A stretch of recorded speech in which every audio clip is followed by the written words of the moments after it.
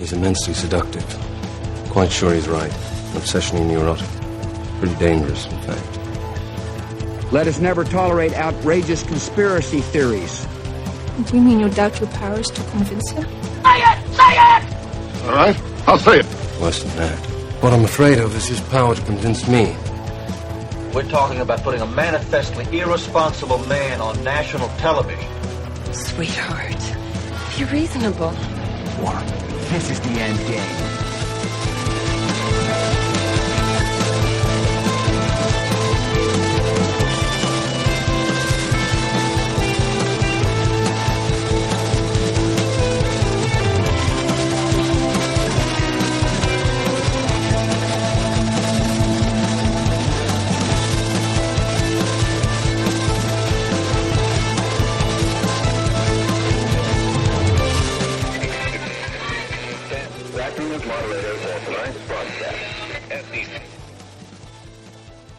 Okay, it is Monday, February 10th, 2025, the 22nd day of the Golden Age. I'm your moderator, Chris Paul. Let's be reasonable. Today, we are going to talk about that great cultural lullaby singing us all back to sleep. Of course, I'm talking about the Super Bowl. And you see the hat? I'm wearing the opt-out hat today. I opted out of the Super Bowl. That opt was not something I was going to participate in, though a great many people did participate in it. And apparently they want extra credit for participating. And congratulations to everyone. Before we get into that, I figured it would be a good opportunity to point out the merch store in case you would like to opt out yourself. You can find all these links in the show notes or on linktree.com/I'm your moderator or in a number of other places. But cancelcodetour.com or cancelcodetour.myspreadshop.com. You can get all the merch over in this location. Reality Prime, Cancel Code Tour. See you in the gulags. Okay, Kami, you sound vaccinated. All the best. All right? So, have a look there if that's your sort of thing. And otherwise, let's go ahead and get into it. So a grand cultural lullaby is what we're experiencing with cultural events like this. The idea on the regime's part, from their perspective, is to get everybody back on the same page. This is something that they've been trying to do for years and years and years. And occasionally our side helps them to do that. And I'm a bit confused as to why we do that. I think it's because everybody likes to have the experience of these cultural moments that everyone kind of enjoys together, and they put politics and the rest of it aside, and they just have this moment where everybody does the same thing and watches the same thing and thinks the same thing. That's the way to move forward. People are concerned with unity, and if you've listened to this podcast for any extended period of time, you will understand that I don't care about that at all. In fact, I think that demands for unity and toward unity are destructive and malicious. I have never seen one that makes sense to me. I don't think that we need to be unified. I don't think that we need to share the same opinions. And it's fine that my friends don't agree with me sometimes when I say these things. And you'll find over time that more of them end up doing so. That's been my experience, at least. And whether it is or isn't, whether people would agree with me or not, I'm still going to keep going in this direction because I think the direction is necessary to explore. And I don't think that it is getting a proper degree of exploration. And that's unfortunate because I think that that's the sort of thing that's going to make sure that the normies don't wake up. Because yesterday we had another one of those big days where we are supposed to believe that the psyop, no matter how obviously malicious, is still for the good. It's going to wake up the normies. The normies, of course, will be woken up through a never-ending series of lies. One day they'll realize, that's about enough of these lies. I'm going to go ahead and just believe the truth now, despite no one ever telling me what that truth is. As usual, I have to cater to the people who are going to get upset and say, oh, he's blackpilling. No, I'm not. I've been talking about an American Renaissance for years. I'm like one of the most optimistic people in the truth movement about where all this is headed. I want to get there quickly so that people stop having their lives destroyed as a result of our entire culture accepting all of these lies and trying to get back on the same page with the worst people. I don't actually want to reunite with communists and by saying, oh, yeah, you guys are kind of right. And so we are all being corralled back into the pen. That is the entire point. Now, I went on John Harold, Patel Patriot's daily show that he does 5 days a week now. It's called the Daily Herald. Every weekday at 1 p.m. Eastern, he does an hour of the news from his perspective, from a devolution perspective. I think the show's really great. He gets to touch on a lot of the key topics of the day and to kind of provide another view from what we would normally be seeing in the quote-unquote conservative mainstream. So we went on there and talked about a little bit of the op and its intent. And, you know, even the people who are very pro-Super Bowl who watched yesterday and want everybody to be happy that they saw what was on TV, they understand that it's an op. They just think that we have this undeniable level of control where every element of the op is specifically planned to generate a certain response, and that across the board, all of that op is being planned and executed by the patriots, by the white hats who are in full control. Now, I think that we should always understand some considerable level of control, but that's not always direct control. Some of it, some of the time, is just controlling the parameters, right?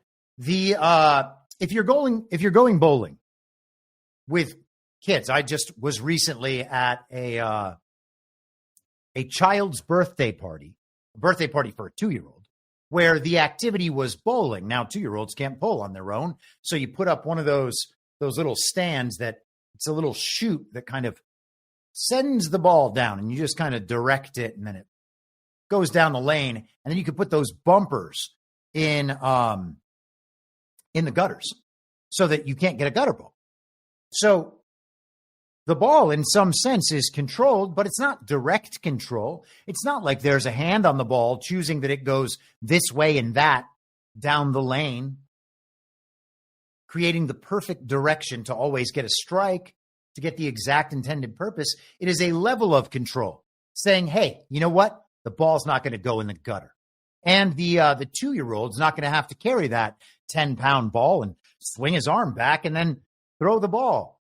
He's just going to have his dad place it from his hands onto the top of this chute, and then they're going to push it down together, and then it's going to go, right? So you got that kind of control. Then you have the sort of control that Mike Tyson would have if he was in a boxing ring and I was boxing against him. Now, I'm not a boxer. Mike Tyson, even in his advanced age, no longer able to beat the great Jake Paul, or whatever that was a few weeks ago, could still nonetheless beat the hell out of me. And if he did that, and we were before he did that, if we were in a boxing match, in a boxing ring, Mike Tyson and I exchanging blows, but, you know, I would be trying my best to land punches on Iron Mike. So many that I could, in fact, knock him out. That would be my goal.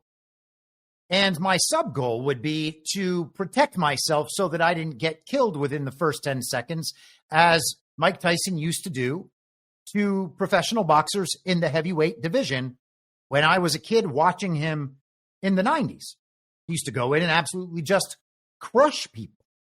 Okay, but Mike Tyson and I are in a boxing ring, and I am trying my best to beat up Mike Tyson, or at least defend myself, so that my life is not ended by Mike Tyson's enormous fists with his bull-like body and superhuman strength. There is no point at which Mike Tyson would not be in control of that fight. But I'm still fighting, and I'm still trying to land blows. I'm trying to hurt him. In the ideal scenario, I would beat him. I would win in this boxing match against Mike Tyson.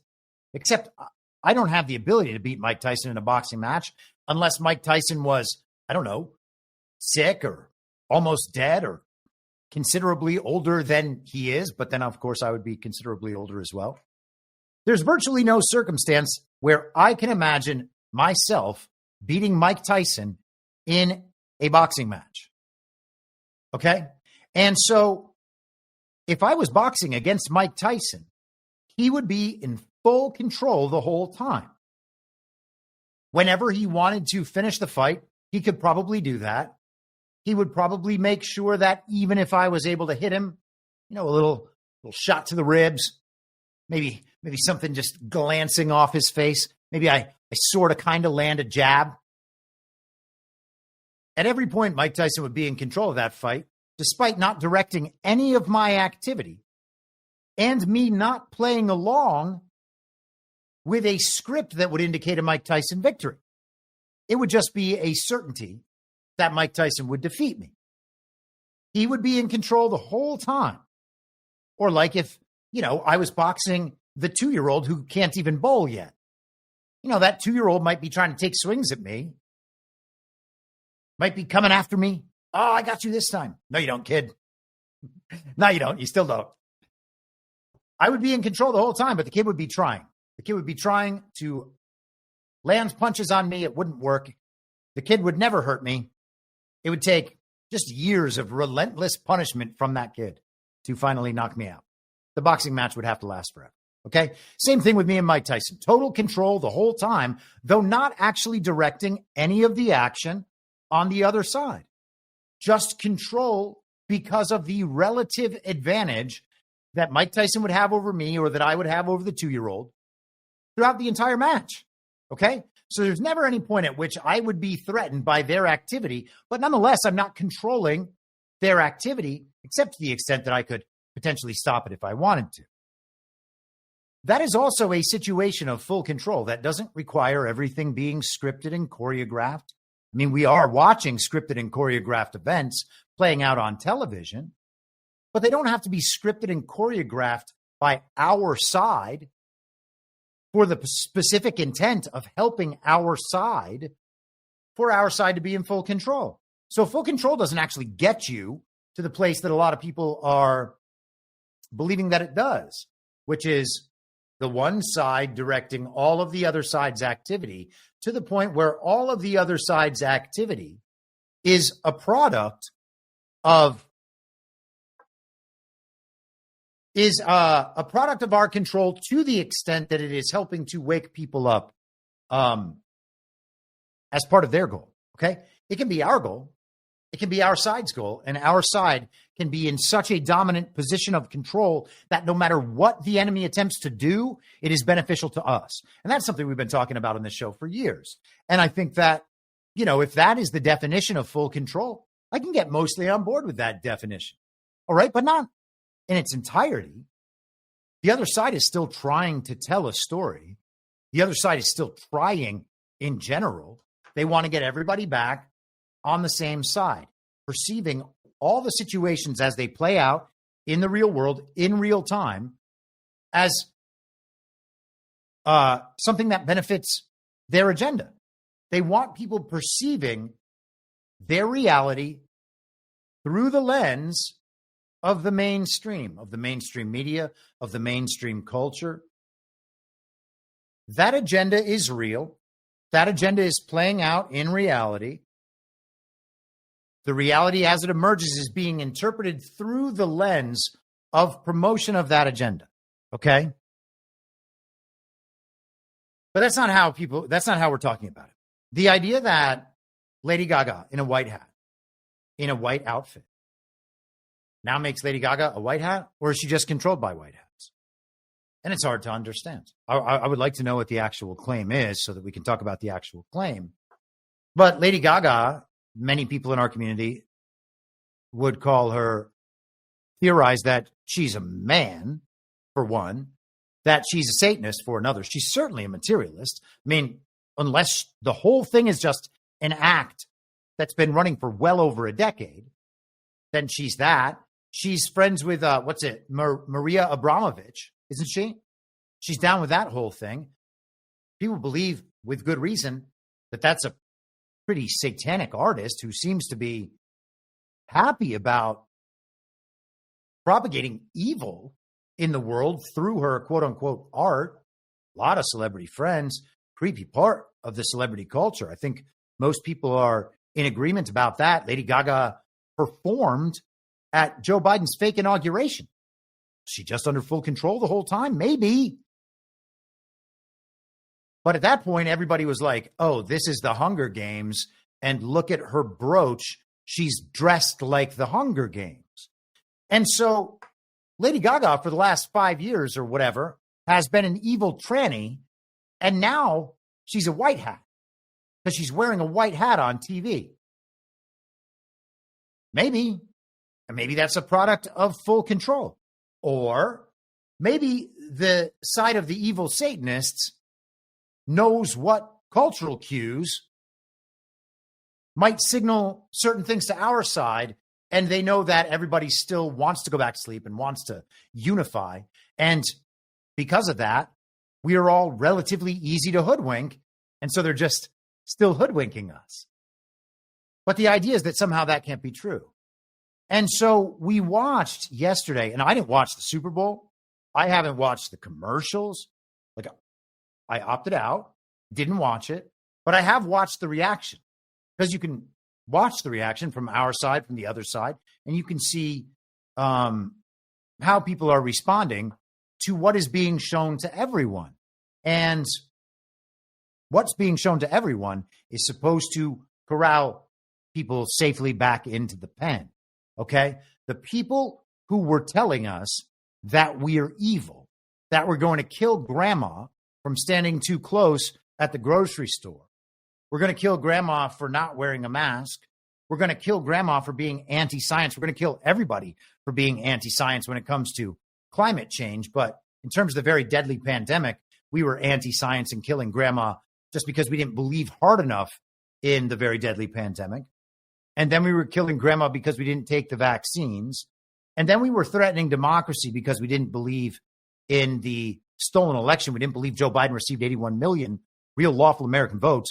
We were threatening democracy at that point. We were threatening democracy with the very violent insurrection. We were threatening democracy by not supporting Ukraine's democracy, even though Ukraine is a fake country. The people who told us all that, the people who ran all those ops for the last 5 years plus 9 years, nearly 10 years now of the Donald Trump era, now those people are our best friends and they're teaching us about patriotism. That's what yesterday was. And we're being told that America is back, patriotism is back, because the NFL is back. And I found all of this rather shocking. And let's start out, actually. Let me see if I can hold for processing a moment. My desktop does this weird thing where it just piles everything up on top of everything else, making things impossible to find occasionally. And it's very, very difficult to navigate at times. Well, you know what? We're going to hold on for a second. I need to find this this Brad Pitt commercial. I don't know where it went. Brad Pitt yesterday, and hey, man, Brad Pitt's a cool guy, right? I got nothing wrong with Brad Pitt. I don't hate Brad Pitt. Maybe Brad Pitt is just the best, okay? I'm happy to believe that. But I'm not sure that this commercial is actually communicating what people believe it's communicating. And I would like to go ahead and show it to you if I could actually ever find it. Now, it's worth recalling that Brad Pitt was married, or is he still married, to Angelina Jolie. And they have some kids that they have conceived and birthed, and they also have some kids that they got from other people, and they almost transed one of theirs, and who knows? Who knows? Things get weird when you're starting to talk about Hollywood. But here's how People magazine covered Brad Pitt's Super Bowl commercial. Just take a look at this headline right here. Brad Pitt calls for America to huddle up in patriotic special message ahead of 2025 Super Bowl. By lifting others, that's how we rise up. Oh man, that sounds so unifying. That gets me to want to be back on the same page with the very people who destroyed all of culture. Now, Angelina Jolie, I think, isn't she like John Voight's daughter or niece or something? I think it's daughter. He's a patriotic dude, so maybe that whole thing's just an op, you know? Could be. All sorts of things could be true. Let's hear from Brad Pitt himself.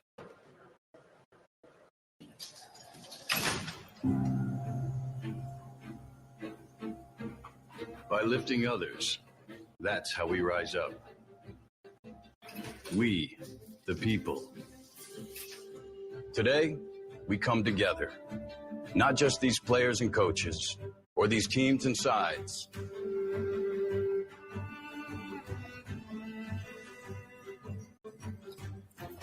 We, all of us. The dreamers, the warriors, the builders and believers. It's okay, you're gonna be just fine. Brought together to celebrate our greatest game. The game that teaches us what we can achieve when we gather together in that most American of formations. The one most fundamental to every play call in every game. The huddle.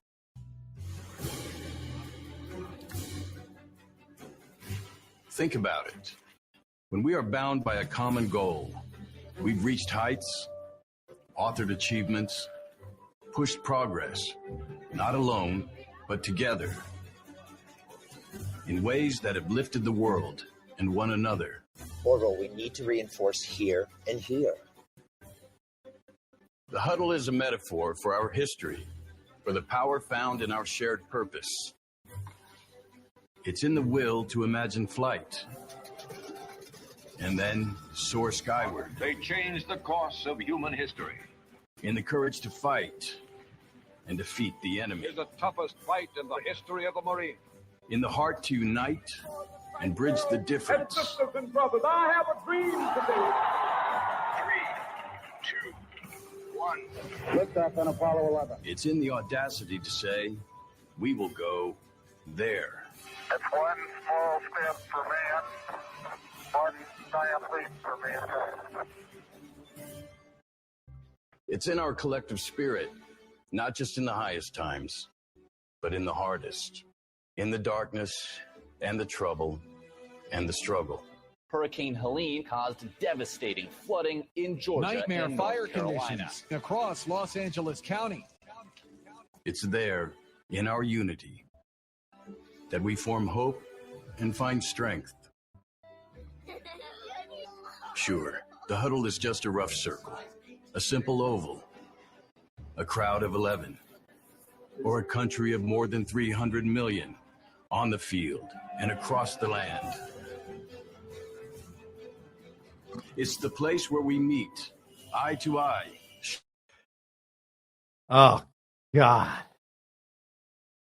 So this was, I guess, inspiring to people. And the point of making this is that people will find it inspiring. This is the cultural iconography of America's 20th century, and mixed in with some of our last 2.5 decades, but mostly the 20th century. These are mostly images from our past, from our childhood, from the time before we were alive, when America was inventing and creating and becoming a superpower, this great nation. We're going to think about all those times and how the thing about all those times is we were all unified, except we weren't. That doesn't even make sense. I mean, it's absurd. There have been political divisions in this country that have spanned our entire lifetimes. There's a false reality portrayed in this country by our entertainment and by our media, by the cultural communications from on high, from the authoritative source. That is what we are continually fed. And I made this meme last night because it was incredible to me that having just gone through a week of talking about the propaganda being disseminated by USAID around the world and here in the United States of America, we were so happy to simply accept a different kind of propaganda. And so I know Drake had some talk about him because Kendrick Lamar, he slammed him. He called Drake a pedophile. Well, no, he didn't. And the song is 9 months old. And come on. The Drake meme, no, we're saying to USAID propaganda, but yes, of course, about corporate globo homo sports propaganda. That's what happened.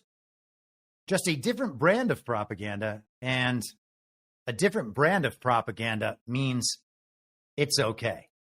This propaganda that gets us all back onto the same page on behalf of the regime, that's the good kind. You can tell because it's during the NFL, and you can tell that the NFL is good because Donald Trump is there. Now, Donald Trump did go there, and then he left before the end of the game, and then he had a series of posts on Truth Social, some of them kind of making fun of the experience. I doubt that everyone would take it that way, but I think it's pretty hard not to see it that way. He said, here they are, actually. Here's the two of them back to back.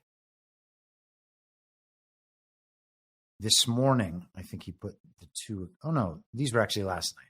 Let's just go ahead and share this. So Trump says last night, the only one that had a tougher night than the Kansas City Chiefs was Taylor Swift. She got booed out of the stadium. We can just take a little break right here. We might as well see Taylor Swift and this moment. Here it is, right here.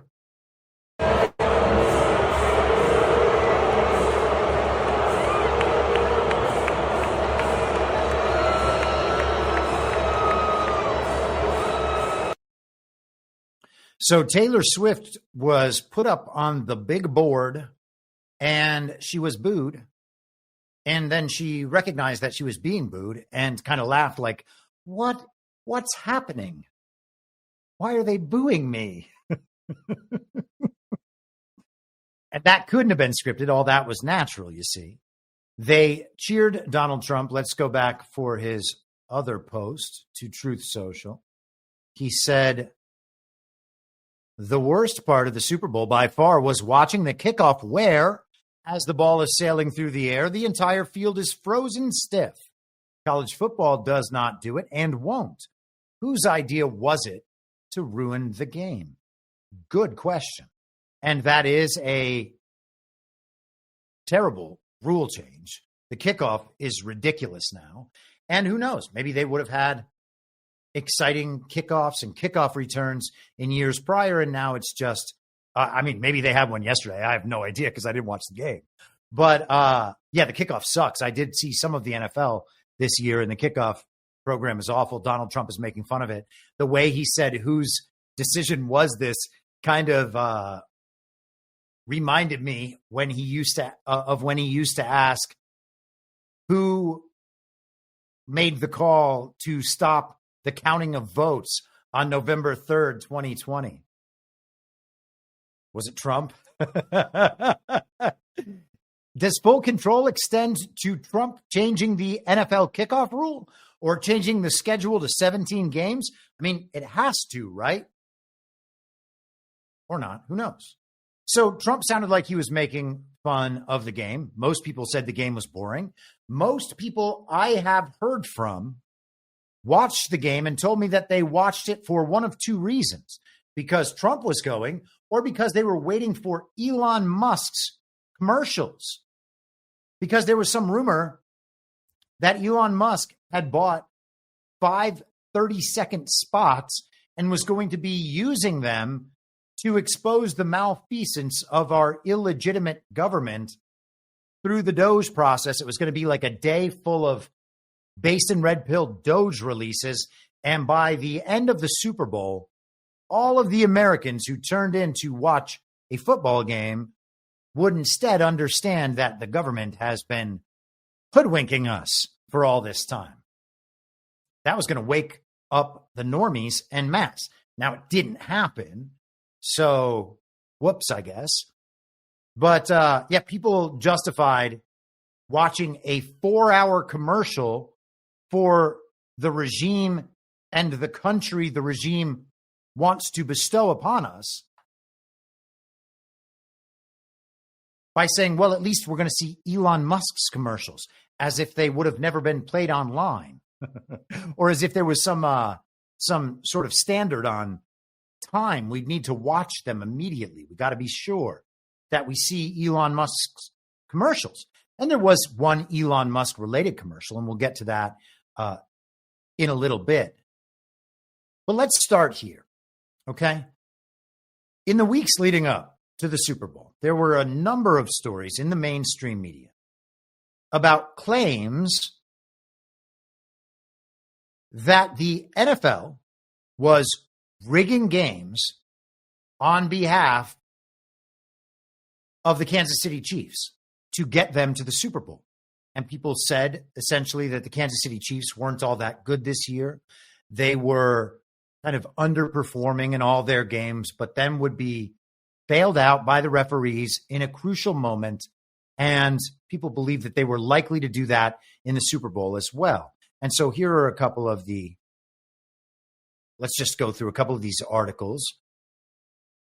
This is NBC News from February 5th. So this was last week, obviously before the game.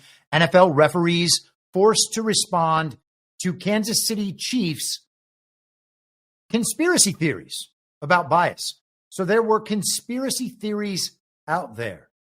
All right. And this is kind of the central narrative that we get in all of these stories. Commissioner Goodell's comments, he said it was ridiculous. Officiating crews do not work the same team more than twice each regular season. It is insulting and preposterous to hear conspiracy theories that somehow 17 officiating crews consisting of 138 officials are colluding to assist one team. And that's basically the same claim that people like Matt Taibbi made in the wake of 9/11 and the years to follow. Too many people would have to be in on it for that to ever be a real thing. And of course, people were also saying the same about the government directing censorship efforts, because there was no way they could get all the private companies who were operating on financial incentives alone in a free market to censor the American people. And then, lo and behold, Matt Taibbi himself is pushing the limited hangout op we now know as the Twitter files. The statement from the NFL went on. There are many things that fans can worry about over a 17-game season, such as coaching decisions, player injuries, the weather, and yes, even close calls on incredible plays made by incredible athletes. But you can rest assured that on every single down, NFL officials, both on the field and in the replay booth, are doing everything humanly possible to officiate every play correctly. Okay? So the bulletin couldn't have been clearer, with keyboard warriors and meme artists constantly spreading baseless referee and Chiefs conspiracy theories, even though yellow flags have been falling in Kansas City's favor for years. Whatever. Who knows? I mean, you could take all of these articles and compare them to how election fraud narratives are handled, and you'd be like, oh, yeah, they're doing the same thing. They're saying it's a conspiracy theory. They're giving us some indirect rationale as to why this sort of thing could never happen. It's just too crazy to think that the NFL might have one person on each officiating team or squad or unit who might be corrupt, or that maybe they are all just corrupt. 138 people understanding that their jobs as referees are exactly the same as the referee in a WWF ring, or WWE, I guess it is now. Football is a real sport, in quotes, whereas professional wrestling is a fake sport, in quotes. Professional boxing is a real sport, right? Even though it's kind of controlled by the gambling interests. You know, boxing is one of those things. Oh, he threw the fight. Oh, he stayed down for the count. People have believed boxing's rigged forever, but that's the real sport.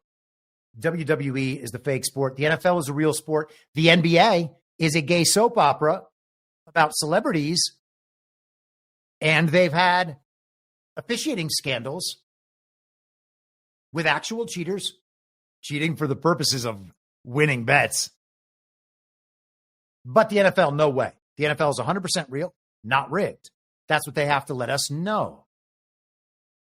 They even made a media op out of it. This is how you should know that. This is how you should know that there's no actual problem with the NFL officiating, because it's just a big joke. We're here at Super Bowl opening night, and we got some questions that need to be answered. Patrick. By the way, the Super Bowl has an opening night now. They make a 5 or 6 day long television show out of this with red carpets and fashion shows. It's ridiculous. Patrick, for your whole career, you have had so many great people help you win. So who is your favorite ref? That's hilarious. No, all the refs are great, man. All the refs are great. They do the best they can. And go out there and play the game the right way. Is there one that you give a Christmas card to every year, possibly? I'm not, I can remember. I'll have to talk to some of my teammates and we can try to figure it out. Travis, what do you love more, Taylor Swift or phantom 15-yard roughing the passer penalties in the playoffs? That's a good question. Anybody else? Now, I'm a conspiracy theorist, but all that looked totally scripted and staged. A guy with credentials to get that close to the two NFL superstars on the Kansas City Chiefs asked those questions. They took it as totally unserious.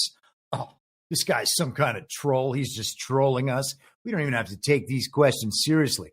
Everybody knows the NFL is not rigged and that the referees would never make fake calls to advantage one team over another, even though they've been doing that for decades and decades and decades. By the way, I used to be a massive sports fan. I used to watch every single Pittsburgh Steelers game, every single Pittsburgh Penguins game. I used to watch some Pirates games sometimes, but come on, 30 years of nonstop losing because that sport is so ridiculously rigged. Yeah, professional sports used to be part of my life, a big part of my life. So I've certainly known much of what there is to know about sports at various periods of my life. I don't pay a lot of attention now. But you could look back, 6, 7 years ago when, wasn't it the LA Rams, the New Orleans Saints, some totally ridiculous pass interference call, put the Rams in the Super Bowl, I believe it was the NFC Championship game. Anyway, there are plenty of ridiculous calls over a great many years that would lead people to believe that the NFL is actually making moves to provide the product it wants to provide. Not that the games are settled in a natural way where people can be sure that the rightful winner is represented in the next round of the playoffs. It's not like that. And as a Steeler fan in the Tom Brady era, I certainly had plenty of exposure to that. But it's all a big joke. The NFL just covers it right up. Let's go to the Associated Press. More of the same, printed the exact same interview from Roger Goodell. NFL Referees Union calls allegations of bias toward the Chiefs insulting. So the refs are insulted. Commissioner Goodell's comments that it is ridiculous to presume that NFL officials are not doing everything possible to make the right call on every play is spot on. Okay. And then the rest of the same quote there. This is Fox News. NFL Referees Union blasts theories claiming existence of Chiefs bias. It is insulting and preposterous. Yes, they're all just so insulted. How could you, they say. We even got it in Just Jared. This is a gossip mag and website. I actually used to know this guy. They had Terrell Owens weigh in. He said Terrell Owens is, I don't know if he's a Hall of Famer, but former superstar wide receiver of the Dallas Cowboys and San Francisco 49ers. He says, it's crazy because I played the game and I'm watching the game and I'm looking at all these calls and that's benefiting the Kansas City Chiefs. Mahomes is smart. He's dinking around. He's causing the flag. You know what I mean? He's getting the benefit. He didn't even get hit in the Texans game, 15-yard flag. The guy, Will Anderson, barely hit him. That can stop the momentum of the game. At that point in time, the Houston Texans were in the game. Those calls right there advances them, gives them extra downs. It changed the whole complexity of the game. Are there ways to influence NFL games? Yes, of course there are. Right? And so let's compare that to how we thought of our elections. We can see that the elections are fake. We can see that the 2020 elections are fake. We can see that the 2018 elections were fake. Most people knew that after the 2018 election. Most people who were paying attention, at least. People in the truth community, I mean. Certainly people could see that the 2022 elections were rigged and stolen. The red wave never materializing. John Fetterman, a walking vaccine injury, becomes a senator in Pennsylvania, a purple state that Trump just won again. Voted John Fetterman into office in 2022 in legitimate elections that no one did anything about. People on our side barely even complained about the midterms, and how could they? They told everybody to go out and vote as hard as possible. They did that in 2021 and 2023 and last year, and they're going to do it this year. In fact, they're already out doing it this year, supporting Scott Presler. I guess there's another Supreme Court election in Wisconsin. We're going to win it by voting as hard as we possibly can. Elections haven't been fixed at all, but they sure do feel fixed, right? Because Donald Trump, he was called the winner. And you know what? Referees, it feels like the referees have been fixed too. I saw this morning on The Score, just another sports app and website. And this is Kansas City Chiefs aging superstar, no offense to DeAndre Hopkins, an excellent wide receiver, but maybe on kind of the downside of a great career. We'll see. Headline, Chiefs Hopkins, are y'all going to talk about the refs now? And he said, it's my first year being with the Chiefs, and I saw a lot of things in the media about the refs, but obviously, shoot, what are you all going to say about the refs and us? What are you all going to say now about the refs and us? There was a lot of touchy calls. Are y'all going to report that? Are y'all going to talk about the refs now? The officiating has been heavily scrutinized during the Chiefs' run to Super Bowl licks, which prompted NFL Commissioner Roger Goodell to label the theory that the referees were helping Kansas City ridiculous while calling the league's referees association, called the conspiracy insulting and preposterous. So there's nothing to see here. The referees are just fine. In fact, the referees have always been fine. People had all these conspiracy theories about the referees. But if Kansas City could get their asses handed to them like that, 40-22 was the final score. Well, there's no way that the referees were rigging it on Kansas City's behalf. It's proven that the referees are legitimate, that the NFL is legitimate based on the outcome of this game. Just like it's proven that our election system is legitimate based on the outcome of the 2024 election. Now, I spent the better part of a year in the lead up to that fake election, throughout the fake campaign and the fake primaries before that, talking about how the regime, there was no way they'd be able to sell that Joe Biden or then Kamala could possibly beat Donald Trump in a legitimate election. And if they attempted to tell the country that Joe Biden beat Donald Trump, the country would reject that and know that the elections are fake and that their country had been overthrown. And the same became quickly obvious when the Kamala phase began. There was no way that the regime could sell a Kamala Harris win over Donald Trump to the country without exposing their election system.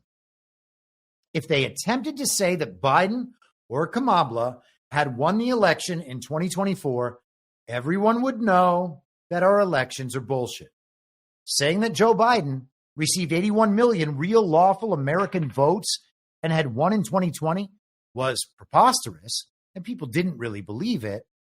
But at the same time, we'd had the very deadly pandemic, and all the normies out there, they believed that there was a very scary pandemic. They thought that Donald Trump was not competent to follow the science. Of course, normies all believe that they are smarter than Donald Trump is. So they knew Trump was bad for that. And they watched the communists go crazy throughout the summer of love, burning down cities, creating all sorts of mayhem and havoc all around the country based on George Floyd. They didn't want to deal with that anymore. As soon as the fake election was complete and Joe Biden was named the winner 4 or 5 days later,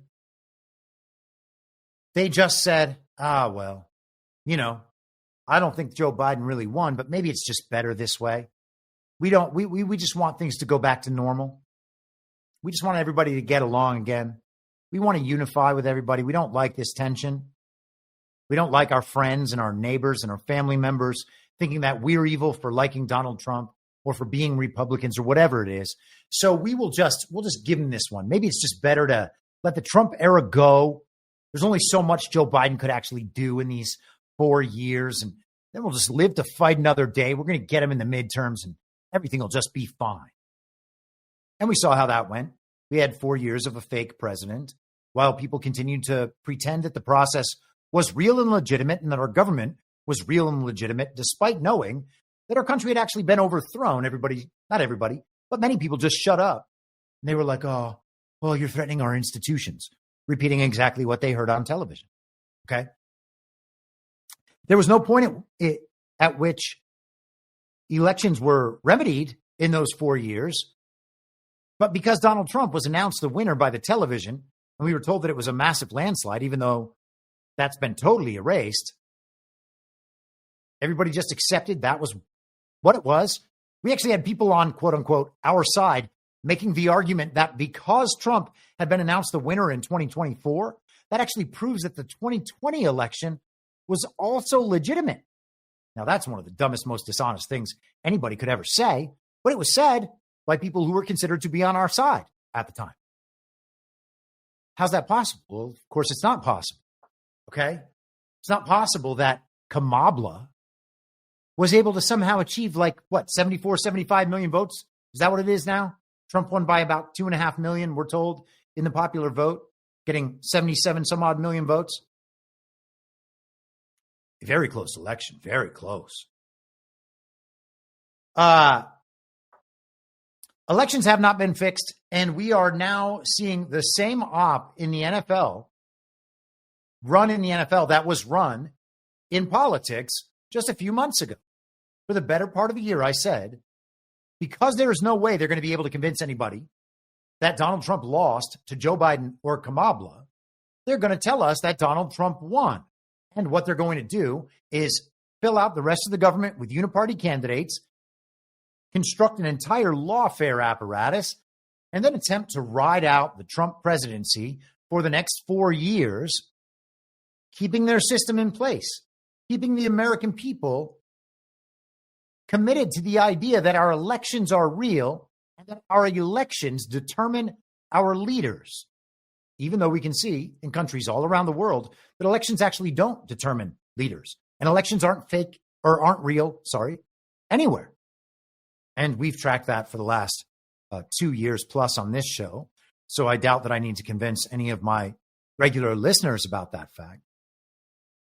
But we just had in microcosm in that story from DeAndre Hopkins and the narrative seeding in advance of that, we just had the same exact op promoting and supporting the legitimacy of, in this case, the NFL, and in that case, our election system and the regime's legitimacy.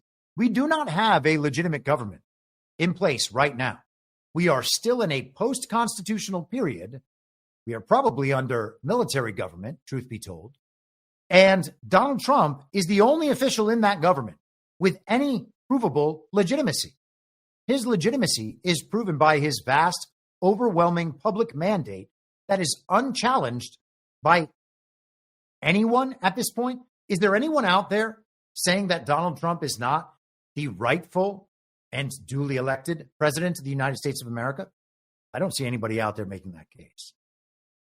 Maybe you guys see it. I don't know. Let me know in the chat. I'll take a look and see if anybody has seen a real case being made. Like there's actually a group of people asserting that Donald Trump is not really a legitimate president, okay? That he's not the legitimate leader of our country. The public mandate is fully behind Donald Trump. So whether our elections are real or fake is irrelevant. Donald Trump is recognized as having an overwhelming public mandate. And people even know what that mandate's about, despite how the regime tries to reframe that as everyone just voting for cheaper eggs and then finding out that they didn't even get that. Okay? So it's the rest of the government that needs its legitimacy supported, and there's no support for that anywhere except the support that Donald Trump himself provides to those other layers of government. And he's playing along with all that, and that's fine, okay? And maybe Trump has a different view on the legitimacy of the government than I do. I kind of doubt that.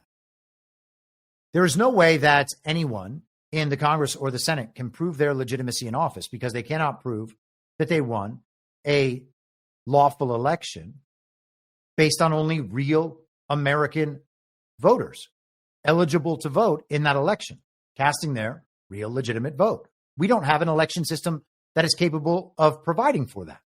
Okay? What we do have is an information system capable of allowing a comprehensive public understanding that Donald Trump is legitimate due to the vast and overwhelming public mandate. But there's no way to draw that from our election system. That's not possible. Okay? The reported results do not accurately reflect the will and intent of the American voter. There is no proof otherwise. So even if it was true, there's no reason for anybody to believe it. And of course, there's also very little chance that it's remotely true. So we had the same op run by the NFL and the same steps to run that op. Call the doubters conspiracy theorists, gaslight them about what they are watching with their own eyes, and then twist the story around on them, give them the result that counters the claim they're making, and tell them that by virtue of that result right there, you're wrong. And as we said, you're crazy. Our system's perfect, and you should just let us march forward with it. And of course, that's what people are doing when it comes to the election. Where is the push for election integrity? And the answer is it's nowhere, as predicted.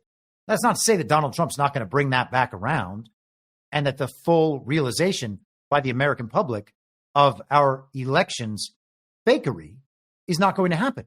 I fully believe that will happen. Okay? But it's not going to happen as a result of people actually pointing to our fake elections and being honest about them and saying, despite Donald Trump being declared the winner by the television, that election was still completely and totally fake. You've heard that in very few places in the media, and certainly none of the corporate media. By the way, maybe this is a good time to just insert this little nugget, this amazing bit of, maybe this is a red pill for some people. I'm not sure if it will be, because it's very hard to let go of the TV characters. I understand. But we'll just give it our best shot. How about that? So this is the New York Post today. This is the Murdoch-owned New York Post. It's important to remember. Fox buys Red Seat Ventures to tap podcast market, reuniting with Megyn Kelly and Tucker Carlson. What? Megyn Kelly and Tucker Carlson, they're the new stars of the independent alternative media. They're so based and red-pilled now. They're not part of the mainstream media anymore. Now they are strictly devoted to waking up the normies. And that's why they were allowed to speak at the big Donald Trump arena events before the election and after the election. Madison Square Garden and Capital One Arena in Washington, D.C., they were there for both of those events with the rest of the Super Friends and the fantasy team. And they all made their little presentations. That means that they're on our side forever. And thank goodness, because honestly, we were never going to stop watching them on television anyway. I mean, right, guys? They're our faves. Tucker Carlson, he's in his little wood cabin up there in Maine, just having based and red-pilled conversations with the guys who did the limited hangout for Twitter. It's great. All the other parts of the alternative media operation that's clearly being run and funded by Peter Thiel and Mark Andreessen, they just all come on his show and he has based and red-pilled talks with them. Wowzers. He had Thomas Massey on, and Thomas Massey talked about AIPAC. Whoa, red pill overload. Ho, ho, ho. Wow. Tucker Carlson makes me lose my mind. It's just so based in red pill. I can hardly handle it. It's being woken up so quickly. Oh, slow down. What are you, like some kind of alarm clock where the snooze button doesn't work? I just slap it all day and it doesn't work. Wow. Tucker Carlson and Megyn Kelly are back with the New York Post. How does something like that happen? It's almost like they never left to begin with. Oh, man. Tucker Carlson, he got fired. Remember that? He got fired from Fox News. Everybody knows that. And then he went out to go be part of the independent media. The independent media, man, oh man, the alternative media, that's what we needed. The mainstream media was no more. That's what Megyn Kelly and Tucker Carlson will tell you. Hey, we're not like the mainstream media. Tucker Carlson, in the introduction to his show, talks about how he just never lies. We're going to give you the truth and nothing but the truth. So help me, Megyn. Okay, here we go. Fox Corp said Monday it has purchased Red Seat Ventures, the digital media company whose clients include former Fox News stars Megyn Kelly and Tucker Carlson, in a bid to tap younger audiences and the growing podcast market. Financial details of the deal were not disclosed. The deal represents an investment in a new area of media, the so-called creator economy, in which individual personalities such as Carlson, Kelly, Sean Ryan, and Candace Owens reach millions of subscribers via podcasts and streaming shows. See that? Sean Ryan and Candace Owens. Now, I don't know if they're going to become part of Red Seat Media Ventures or whatever, or back onto Fox News. Who knows? That's not in this article. Maybe someday. Red Seat Ventures, named for the red seat in Boston's Fenway Park that marked the park's longest home run, who cares?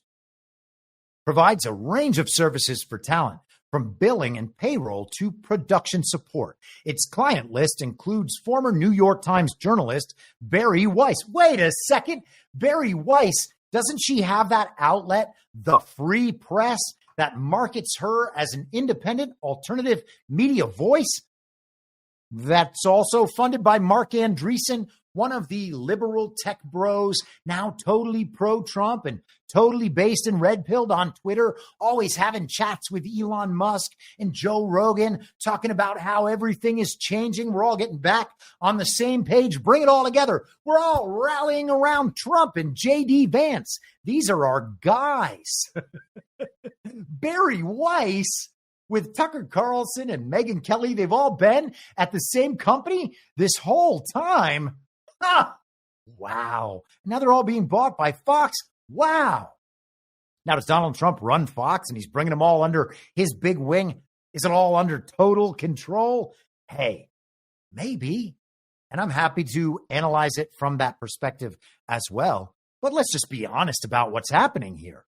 So not only Barry Weiss, former Headline News host Nancy Grace, true crime podcaster Chris Hansen, television personality Dr. Phil, and former Fox News host Bill O'Reilly. So they were all out of Fox News. Now they're back in. Well, Barry Weiss was never at Fox News. Fine. And Phil, who knows where he was. But I think Headline News, well, maybe that was, I don't know. They're not all former Fox News personalities. That's the important part. Their exact status, irrelevant as far as I'm concerned. Dr. Phil was part of the Trump op and the fake campaign. Bill O'Reilly was part of the Trump post 2020 media operation for a while. They did that live tour in, I think, the end of 2021, the beginning of 2022. Although, check my facts if you like. The deal brings O'Reilly, Kelly, and Carlson back in the Murdoch fold, though Red Seat Ventures will operate independently within Fox's Tubi media group, which operates a free video streaming service. The former Fox talent will not be employed by Fox. So technically, they're not back at Fox. You get it? Tubi also broadcast the Super Bowl yesterday, and you could enjoy that broadcast if you simply signed in with Amazon. They're all coming back together, and they're all getting you to come back together. And once we're all back on the same page, isn't that great? Won't that be just the best in the future? So Tucker Carlson, Megyn Kelly, back with Fox News, under the Fox umbrella, let's say, under the Murdoch umbrella. By the way, this is not the first such deal for Fox. In 2021, it acquired Outkick, a right-leaning sports and political commentary website and podcast founded by Clay Travis. And so that was a more sports-oriented thing. And Clay Travis and Buck Sexton are Fox News guys and took over the Rush Limbaugh show. So Red Seat Ventures is now under Fox News, and it's like Tucker Carlson and Megyn Kelly never even left. And the truth is they didn't have to leave. They did the exact same job under different branding. And now that branding has accomplished its purpose, its task, it's convinced people who would otherwise be doubtful of the mainstream media that, don't worry, all your favorite TV characters aren't part of the mainstream media anymore.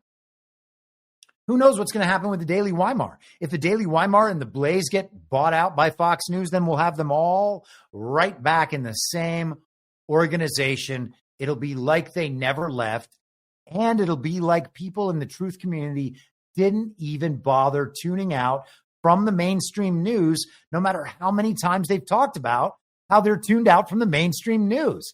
And it's funny because yesterday they spent the afternoon trying to get everybody back on the same page when it comes to our mainstream pop culture. Why is that?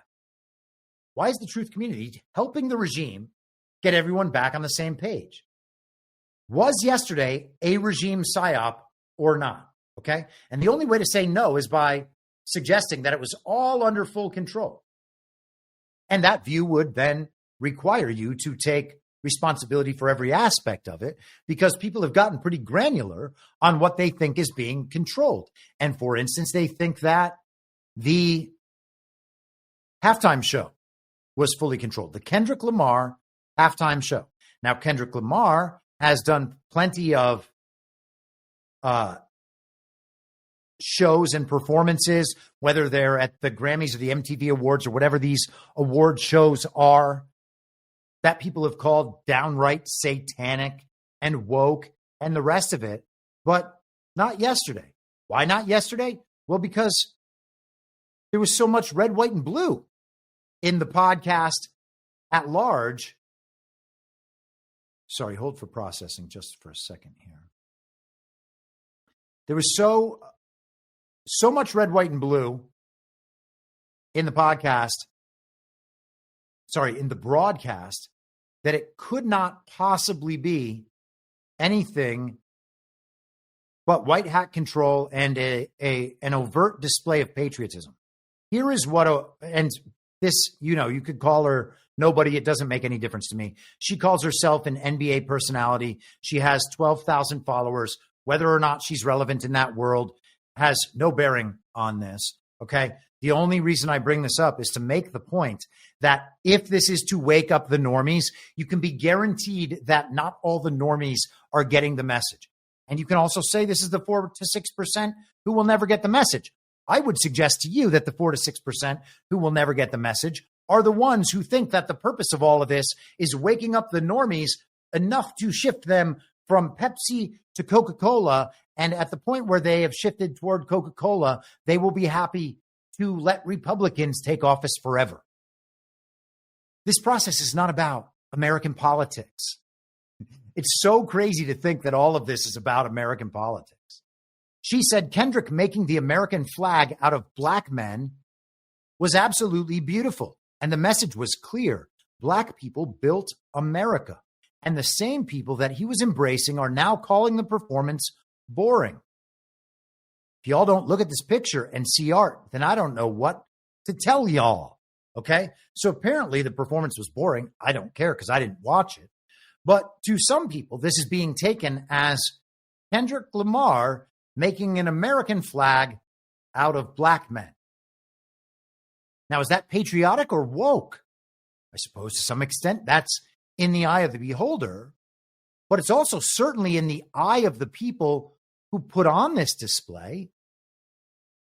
So were Kendrick Lamar's people and the choreographers and the set designers and the people for Fox News and for the NFL, or not for Fox News, but for Fox and Fox Sports and the NFL, who produced the entire broadcast and who produced a week of broadcasts, opening night of the Super Bowl? What could be dumber than opening night of the Super Bowl? And people go for that stuff. And then they're just like, yeah, you know how it was on opening night of the Super Bowl. Opening night of the Super Bowl? Was it their intent to make this patriotic or to appeal to people like Joy D'Angela and her racism? Hard to say. Maybe it was both. Maybe it was both because they figured that they can push their political messaging if they just use patriotic symbolism. And that's what Brad Pitt did as well. Brad Pitt was, the point of that commercial was to convince people that the NFL and the Super Bowl is just about the most patriotic thing there is in America. And that we all need to unify around that sort of patriotism in America. That is what we owe to our fellow Americans. Now, sure, the people asking us to unify and the people creating this marketing campaign that hits on every level throughout the broadcast, and I didn't even have to watch it to get that sense of it because I can see what people are saying about the broadcast online. So they figure, hey, you know what we can do? Now that there's this kind of cultural pushback to the overt wokeness and the gender delusions and derangement that we've been pushing, the science derangement, all of it. If we just package all of that in red, white, and blue and show them some military guys and some flags and talk about togetherness and what it means to be American, and then show off a bunch of psyops, show them that rocket thing again.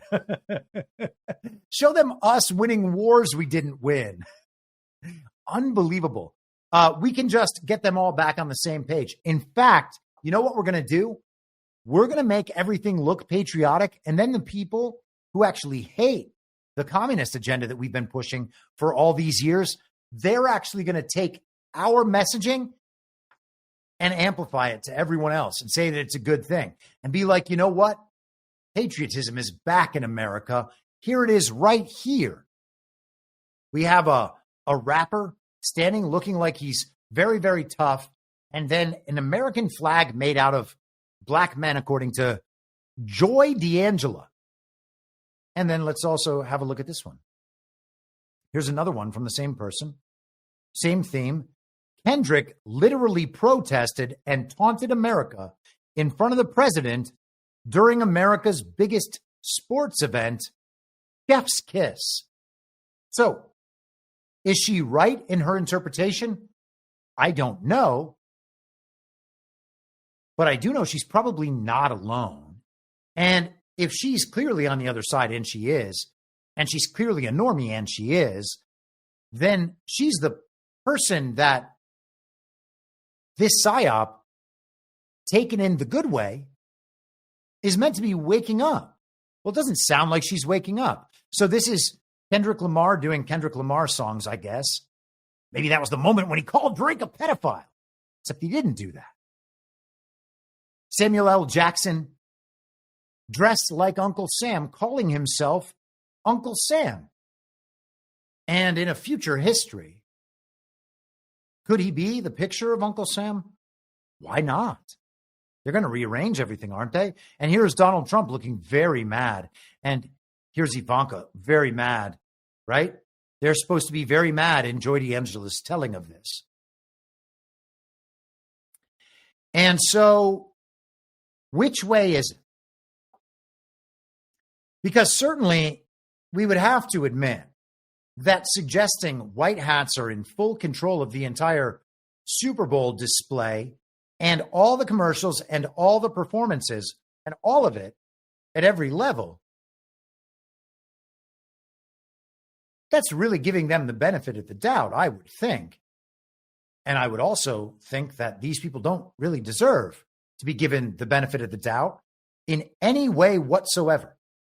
And I hope that people recall how things were in 2020 when all of these celebrities were getting paid to launch social media ad campaigns featuring themselves in, quote unquote, their own voices, as though they were representing their own positions, promoting masks and social distancing and lockdowns and Mark Zuckerberg ballot drop boxes, promoting BLM, the black squares. They did all that, and they made money to do it.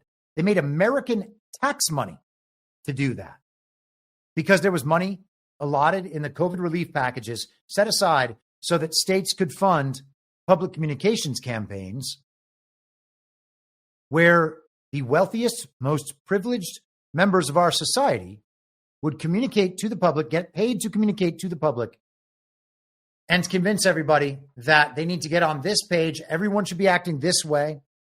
You're going to wear a mask because it's good for other people.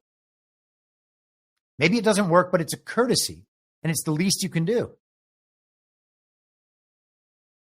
But it's not the least you can do. It's just about the worst you can do because it perpetuates the exact belief system that destroyed people's lives, their careers, forced them out of their homes. We had skyrocketing depression, anxiety, drug abuse, alcohol abuse, domestic abuse, and suicide in 2020 and beyond. Then the vaccine mandates, of course, and who knows what havoc was ultimately wreaked by the vaccines. It'll probably take years to unwind all that. And it was promoted the entire time by pop culture because we were all on that page. And we wanted to be on that page because everybody else was on that page. And when we're on a different page than everyone else is on, we have to deal with that tension and that division. We have to understand that people are going to say mean things to us, and our family's going to call us crazy, and our friends are going to call us stupid and irresponsible, and they're going to say that we're killing grandma. We don't want to feel that way again. What we want is to reunify with all these people. We used to like them. We used to get along with them. Why can't we do that again? Well, the reason we can't do that again is because they haven't actually changed their positions since that time. They've been wrong the whole time. It's been proven that they're wrong the whole time. And some of them, by the way, have totally admitted it and copped to it and owned it and come to the other side, making themselves redeemable communists. I did that, okay? From 2016 through halfway through 2020. It was a process. It took a matter of years. I realized, my media sources, they're all lying to me. Maybe I'd better figure out what it is Republicans actually believe rather than listening to the New York Times describe to me what Republicans believe. So I did that. I started reading normie Republican outlets like the National Review, okay? I was reading Jonah Goldberg, trusting all the based and red-pilled senators. Oh, look how Ted Cruz and Lindsey Graham are taking apart these witnesses in their Senate testimony. Oh, it's amazing. And then eventually in 2020, I realized, oh, Donald Trump's just telling us the truth and has been the whole time. So maybe I should listen to this guy and figure out what's actually going on rather than believing I can switch from one authoritative source to another brand of authoritative source and continue moving forward. So some people did admit it. Some people made themselves redeemable communists. But the rest, the people hooked into pop culture, have not changed. And many people on our side have not changed, imagining that they were simply mostly right the entire time and didn't really have to change. Okay?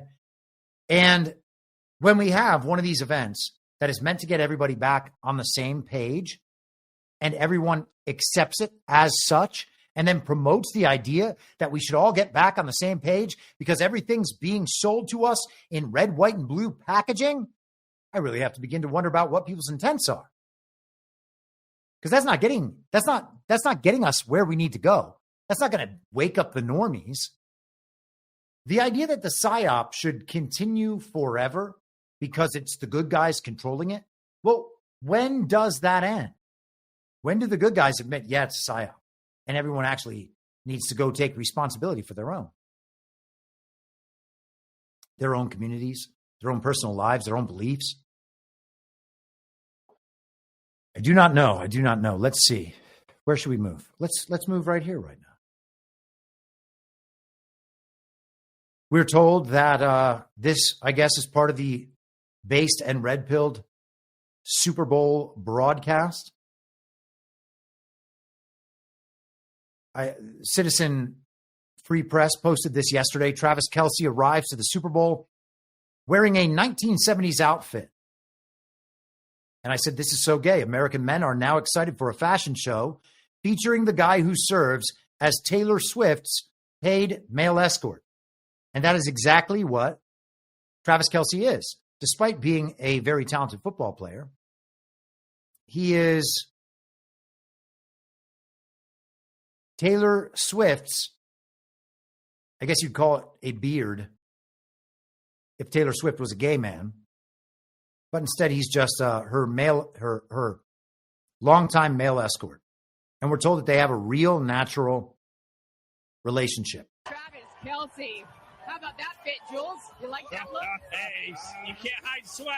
Look at old Kelce. Only Travis Kelce can pull that off. And then, Mike, you'll like the next guy coming up.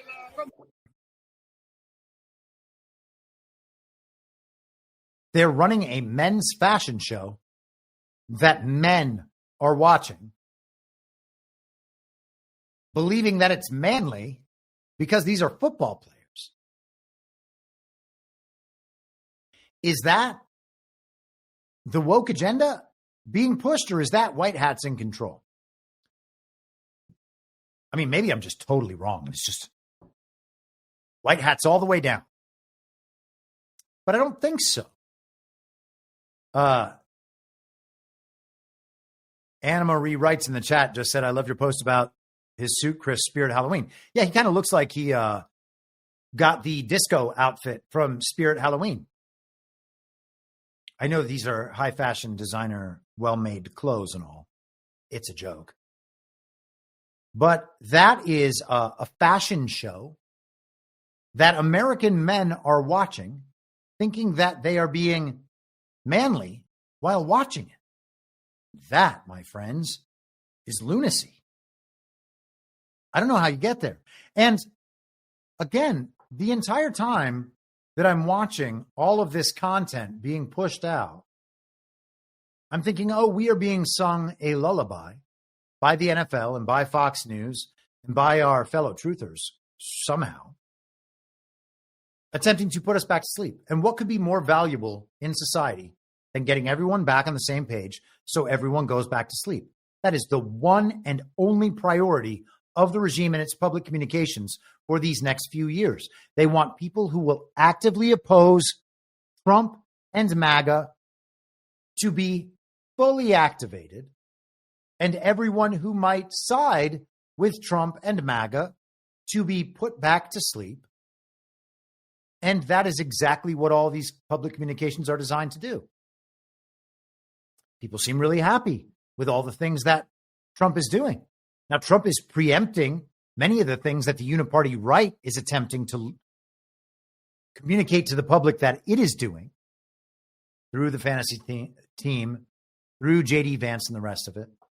All of these priorities that were going to be accomplished because the script called for them being accomplished. You got the Great Reset on one side, and you got Trump and MAGA trying to hijack that and redirect it on the other side. And so you have to understand, and this is part of the good twin, evil twin dynamic, right? It's very hard to tell the difference between the two because for a time they're the same thing, and eventually they split off and go in different directions. And at every one of those split points, we need to be sure that the train heads in our direction. The regime's focus is to get everyone back on the same page, sometimes through these intentionally inflicted mass trauma events, the terrorism, the plane crashes, the natural disasters, the fires, all the rest of it, get everybody back on the same page. We've talked about this at length over the last few months, particularly with the LA fires and what. There are a certain number of issues that you have to be too sensitive about. And even truthers will say, oh, you can't tell the truth about that. And we'll maybe get to one of those issues later if we have time. The assassination event number 1 and the new claims that Josh Shapiro, the illegitimate Pennsylvania governor, is responsible for assassination event number 1. Not even Dan Bongino, who pushed assassination event number 1 in the official story of that harder than anyone. Not even he will touch this thing. Jack Posobiec not touching it either. And as I said, maybe we'll get to that later. But that's an event that everybody has to get back on the same page about. Everyone has to go with the official story, despite the fact that the official story is virtually fact-free.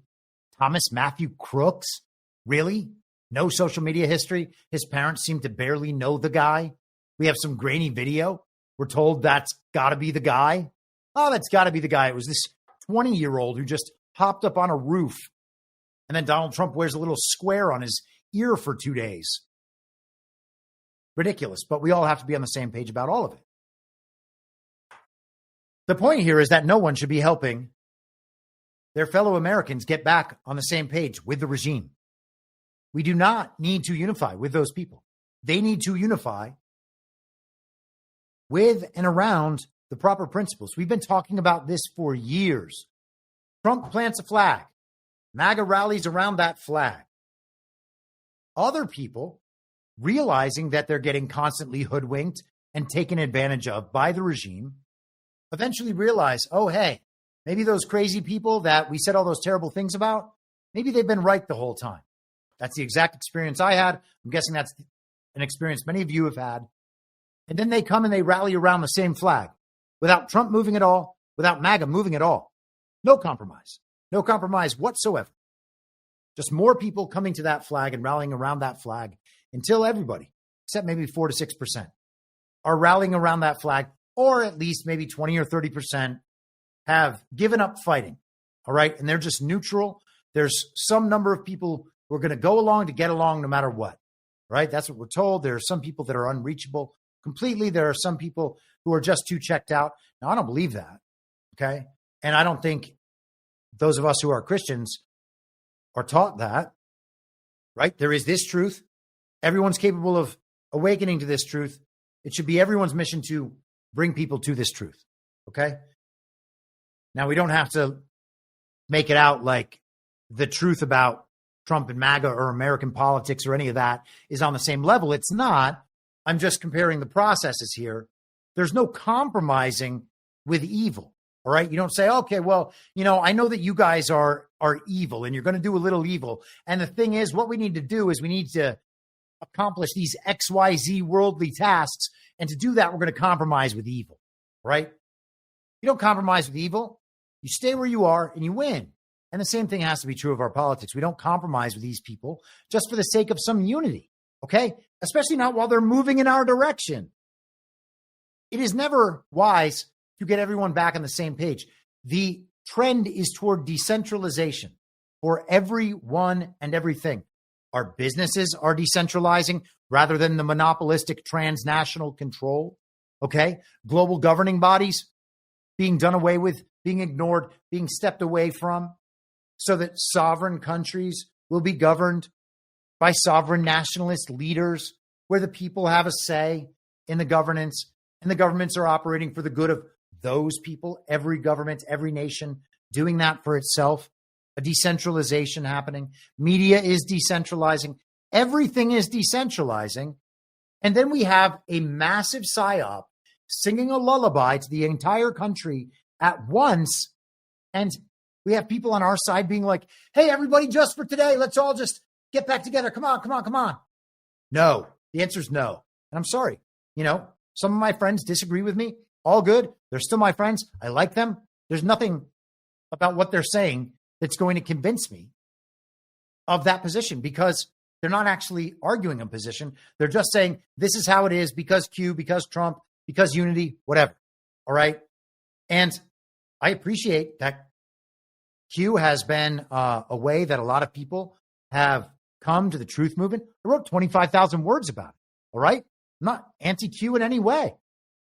It's just not a list of answers that go on forever and say that because there's flags being presented to us by the entertainment industry and the woke NFL, that all of a sudden this production has been taken over by white hats and it's all good for all of us.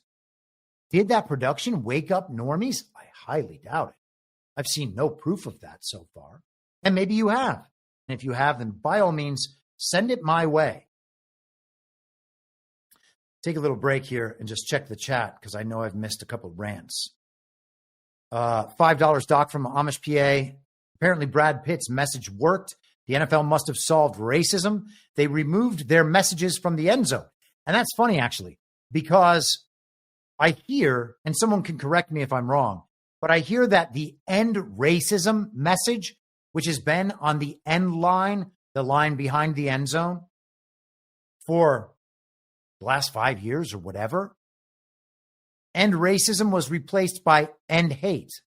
Well, end hate is a different woke campaign based on stopping anti-Semitism, led by NFL owner Robert Kraft, after Robert Kraft had a takedown op run against him with Asian massage parlors. They said that Robert Kraft was responsible for the trafficking of humans because he visited an Asian massage parlor. I mean, it's kind of a take that you have to go all the way around the bend to land, but people are happy to go all the way around the bend because they want someone to attack. Regardless, takedown attempt against Robert Kraft. Now Robert Kraft is the lead of the Stop Jewish Hate initiative. Let me pull that up, actually, just so that I can convince people that I'm not actually crazy here. I mean, I guess it would be weird if you were watching my show and also thought that I was crazy. Or maybe people just watch that for entertainment. I don't know. I don't know what people do these days.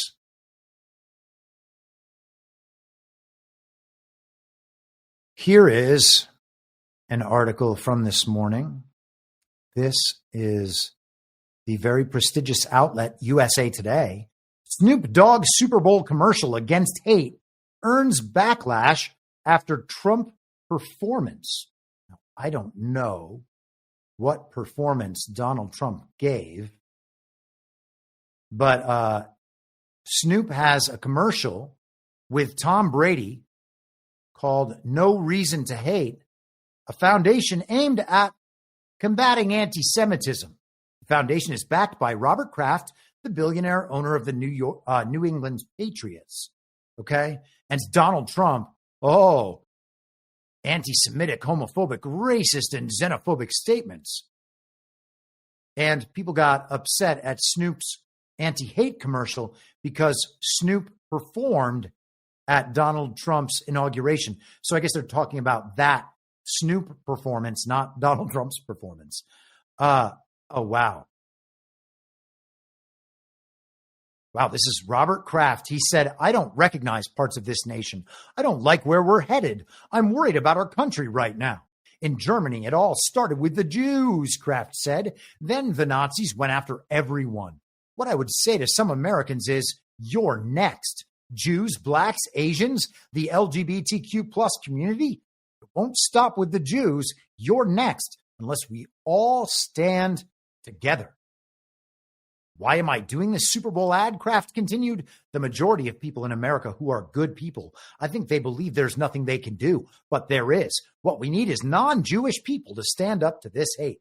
Yes, we need is non-Jewish people to talk more about anti-Semitism and to repeat the central narrative and official story around World War II and the Zionists and the Nazis. You see, the Nazis, they hated the Jews, even though they were business partners with the Zionists. People don't like when you say that because there's a pro-Nazi op and a pro-Hitler op. It's been very effective. That is the controlled opposition from the official story. They understand that people have realized the official story may not have been entirely true, so they'll give you the other side of the official story that supports the underlying truth of the official story. But rather than the bad guys being bad, the bad guys are good.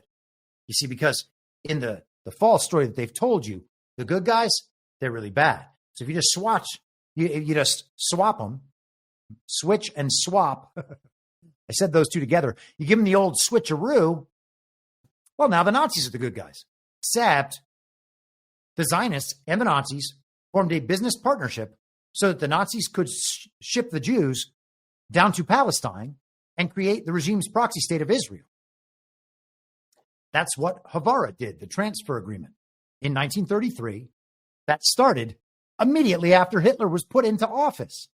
Those negotiations began immediately after Hitler was put into office, after the person before him had been removed. It's almost like he was put into that office to make that deal to ship the Jews down to Palestine and set up the regime proxy state of Israel. Isn't that weird that the Nazis played such a crucial role in setting up the state of Israel? And that all these weird Israeli paramilitary groups just kept existing, doing like almost the same thing that the Nazis were doing. And then the Muslim Brotherhood, they just arose from nowhere. It's crazy. So what we need to do is make sure everyone reaccepts the official story about World War II on behalf of an NFL owner who's promoting this after having been the target of a massive media takedown, showing grainy video of Robert Kraft visiting an Asian massage parlor. So, end racism removed from the end zone. And again, that's how you know that patriotism is on the rise, because for the Super Bowl, the NFL removed end racism. Did they remove it during the season? No. Oh, choose love is what they put there. Oh, wait. So here's what teams have used on the field this year. Vote, end racism, stop hate, and choose love. Now, not all of those phrases are objectionable in the abstract, okay? Sure, choose love. Yes, we're all nice people. Vote? Well, is the election real? Because if so, then maybe voting is the right move, but they're not real. So in that case, is voting the right move, or is voting just a massive psyop to get everybody back on the same page, agreeing that this is how we give political power, give our power over to these people to represent us? This is what makes it legitimate, the fact that we all vote. Is that how it works? No, it's not. Should we care? Yes. Do we? No. End racism, stop hate, choose love, and vote. This is all part of the NFL's Inspire Change initiative. Isn't that so great? The NFL, this massive global communist corporation, is telling us that we're going to choose love, stop hate, end racism, and vote. And they're going to inspire us. They're going to inspire change. End racism is no longer on the end line during NFL games. Therefore, problem solved. It's incredible. And by the way, this just came out. So you got to know that everything proves everything else, which means that we are definitely winning, and winning so hard that even the things that look like they are obviously info ops being run by communists to hoodwink us are actually just to wake up the normies again. Here's Harry Enton, the polling expert on CNN, and this lady who's, I guess, whatever. You know, I think one of the things that's so important for politicians is for folks to believe what they're saying and that they're keeping their campaign promises. So I think this gives you a pretty gosh darn good idea of what. Wait a second. What's important is that folks believe politicians. Oh, man. Let's hear that one more time. You know, I think one of the things that's so important for politicians is for folks to believe what they're saying and that they're keeping their campaign promises. So I think this gives you a pretty gosh darn good idea of what may be going on. Trump's doing what he promised to do. You go back to April of 2017, it was just 46% of all Americans who said that Trump was doing what he promised to do. Compare that now to February of 2025. You know, there was a good show that was on during the 1990s called A Different World. That is what's going on right now. We're living in a different world. 70% of Americans say Trump is doing what he promised to do. Again, compare that to April of 2017 when it's just 46%.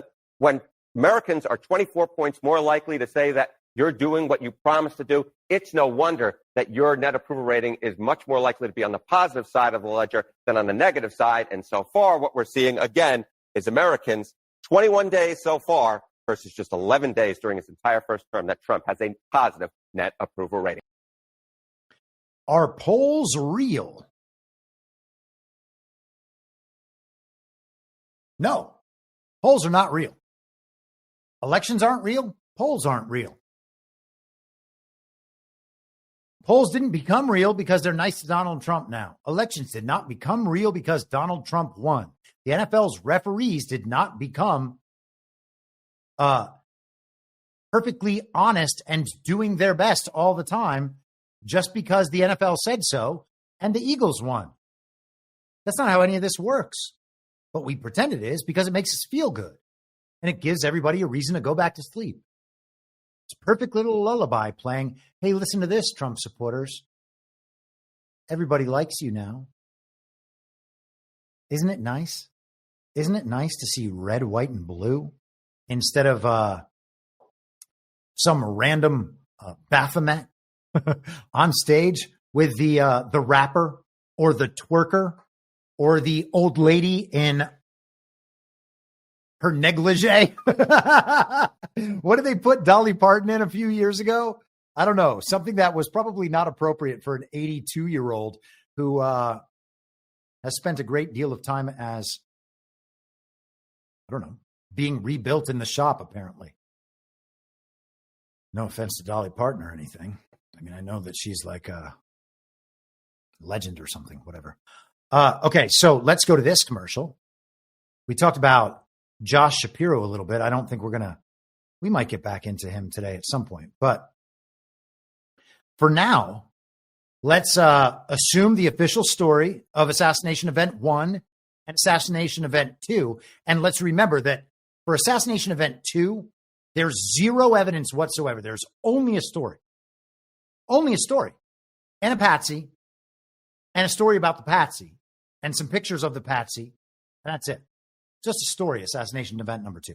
Now, by the way, I assumed that there were probably tens, maybe even 100, maybe more. I don't know. Assassination attempts against Donald Trump. I am sure that there were assassination plots against Donald Trump going back to probably the 2015 campaign. Okay? I have no doubt about that. That's definitely, I think it's likely. Let's say that. Okay? Likely, probable. I would bet that there were assassination attempts or plots against Donald Trump. That doesn't mean I believe the story about Ryan Routh at the golf course, okay? It doesn't mean that I believe the official story about assassination event number 1 either. I don't. It's a ridiculous story. They're both ridiculous stories, okay? Here is the Secret Service advertising themselves during the NFL game. And I guess we can cheer for this too. The Secret Service says, if you weren't able to attend tonight's big game, you missed a Jumbotron highlight. For 160 years, our agency has been a witness to history. And since 1901, we've protected the most important people and events, including Super Bowl licks. SecretService.gov/careers. They want people to sign up to be Secret Service agents. Now, the Secret Service's original purpose, I believe, was to pursue the counterfeiting of currency. 160 years, by the way, takes them back to 1865. Aha, the Reconstruction again. In fact, let's, you know what? I'll look for that while we're watching this commercial. Here we go. America was founded on an idea. Oh my God, a dirt boat. Idea of freedom. Is that Abe Lincoln? Is that the weird statue from France that convinces us it's wonderful to be the destination of the global slave trade forever? How about that? America's always stepped forward in time of need throughout our short but powerful history. Ask not what your country... Oh, wow. Look at that. Look at that. A space shuttle and a moon landing.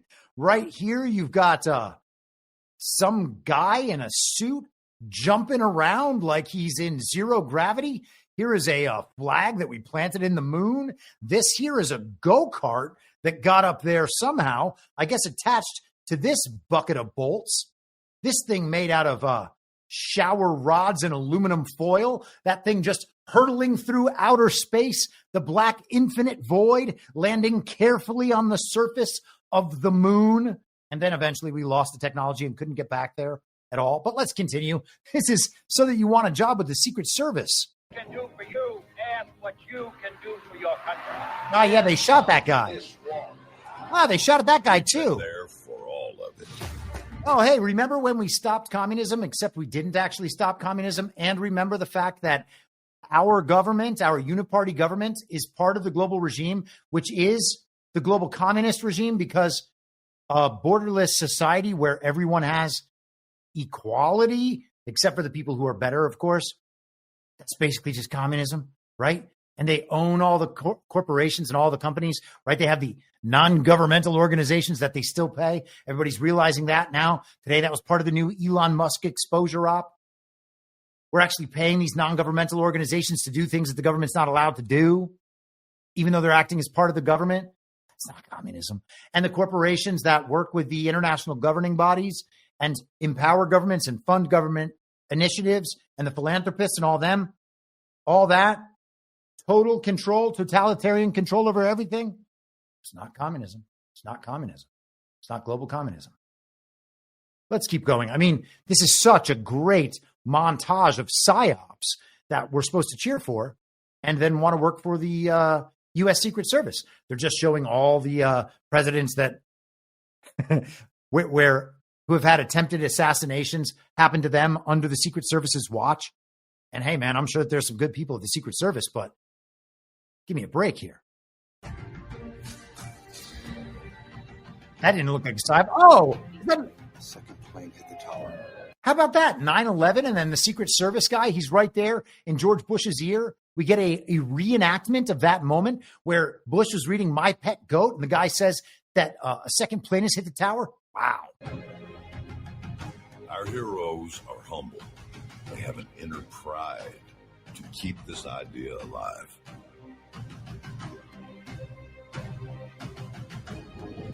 Protectors are born, they're not made. America's Secret Service protecting this Super Bowl is asking a few more to step forward.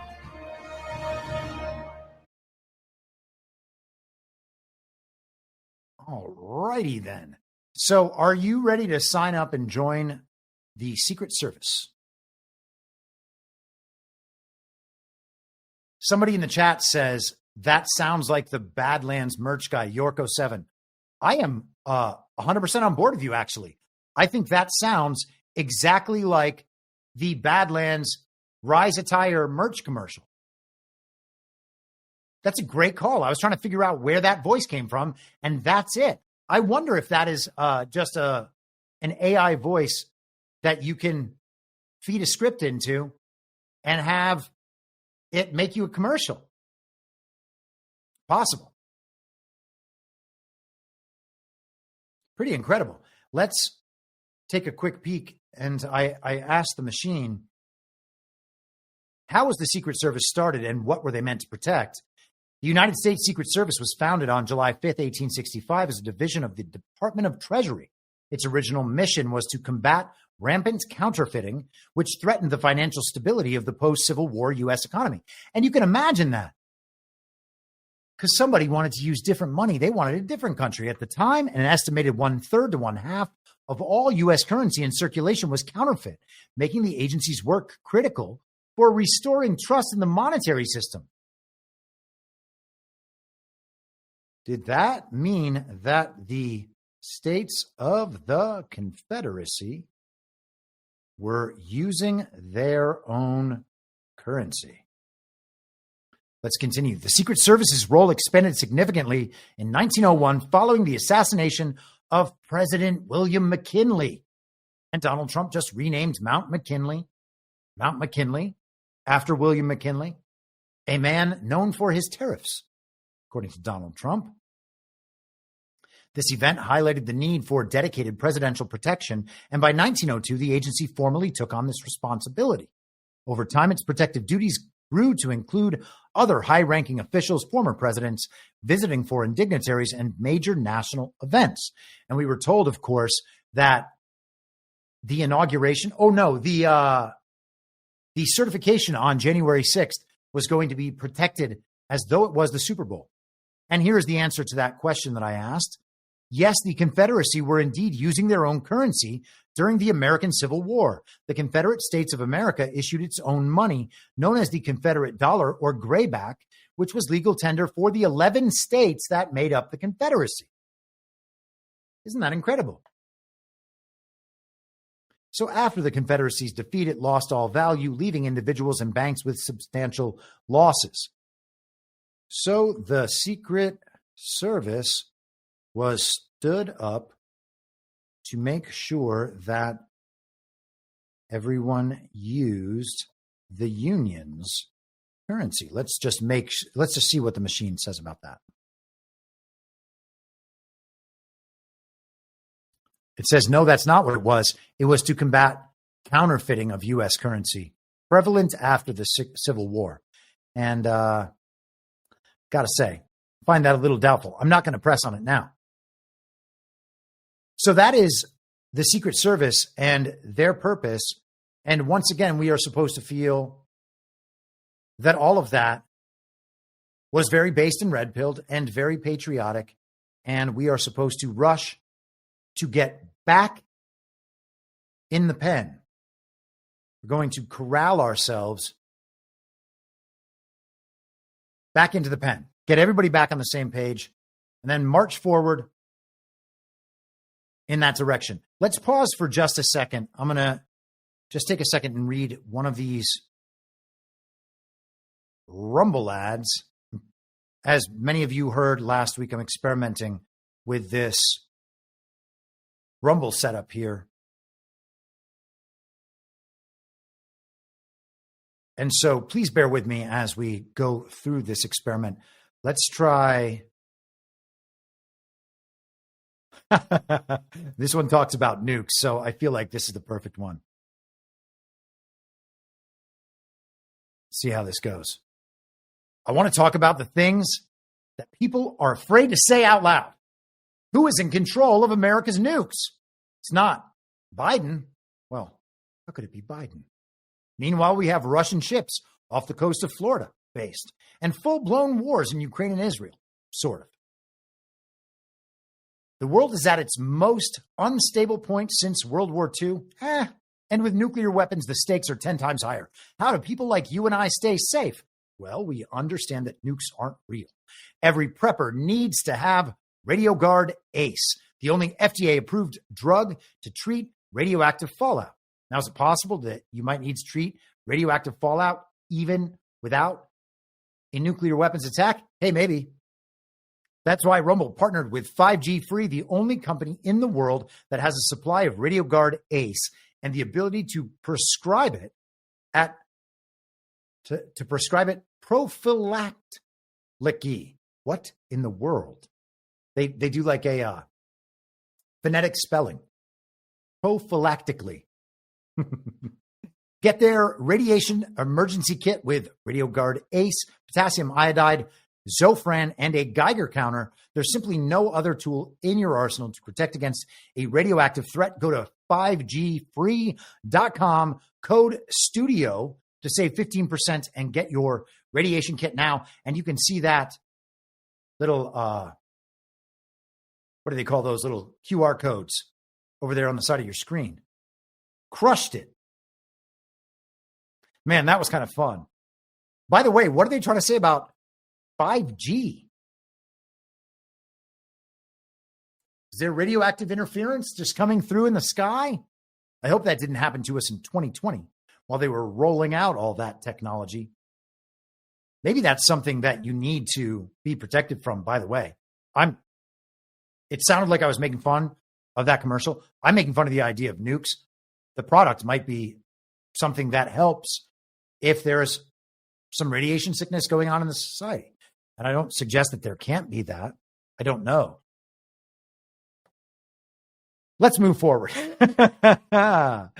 Okay, so let's get to this part because this I find actually really interesting. And here is some signal amidst all the noise. Now, I said earlier, everybody participated in the projection of this mass cultural lullaby that we are all consuming, partly because of Elon Musk, the idea that Elon was going to be putting up all of these commercials. And this, I think, is where that all stems from. According to various posts on X and web information, there are rumors that Elon Musk is planning to run Super Bowl ads. Specifically, it's reported that he might be spending $40 million on 5 commercials aimed at exposing government waste identified by the Department of Government Efficiency. However, neither Musk nor his representatives have officially confirmed these plans yet. And again, people watched yesterday to see Elon Musk's 5 Doge commercials, and they kept saying, I've watched this whole game for this. And they all got the rug pulled because none of those commercials were actually played. There were no Elon Musk Doge commercials. So the people who are telling us that the Super Bowl was patriotic and that it's okay for everybody to get back on board with it. In fact, Trump wants us to get back on board with it.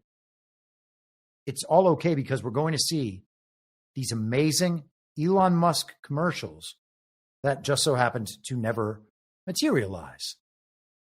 Is that unfortunate? Hey, you're not allowed to say that, or else you are a doomer or a black pillar or something of the sort.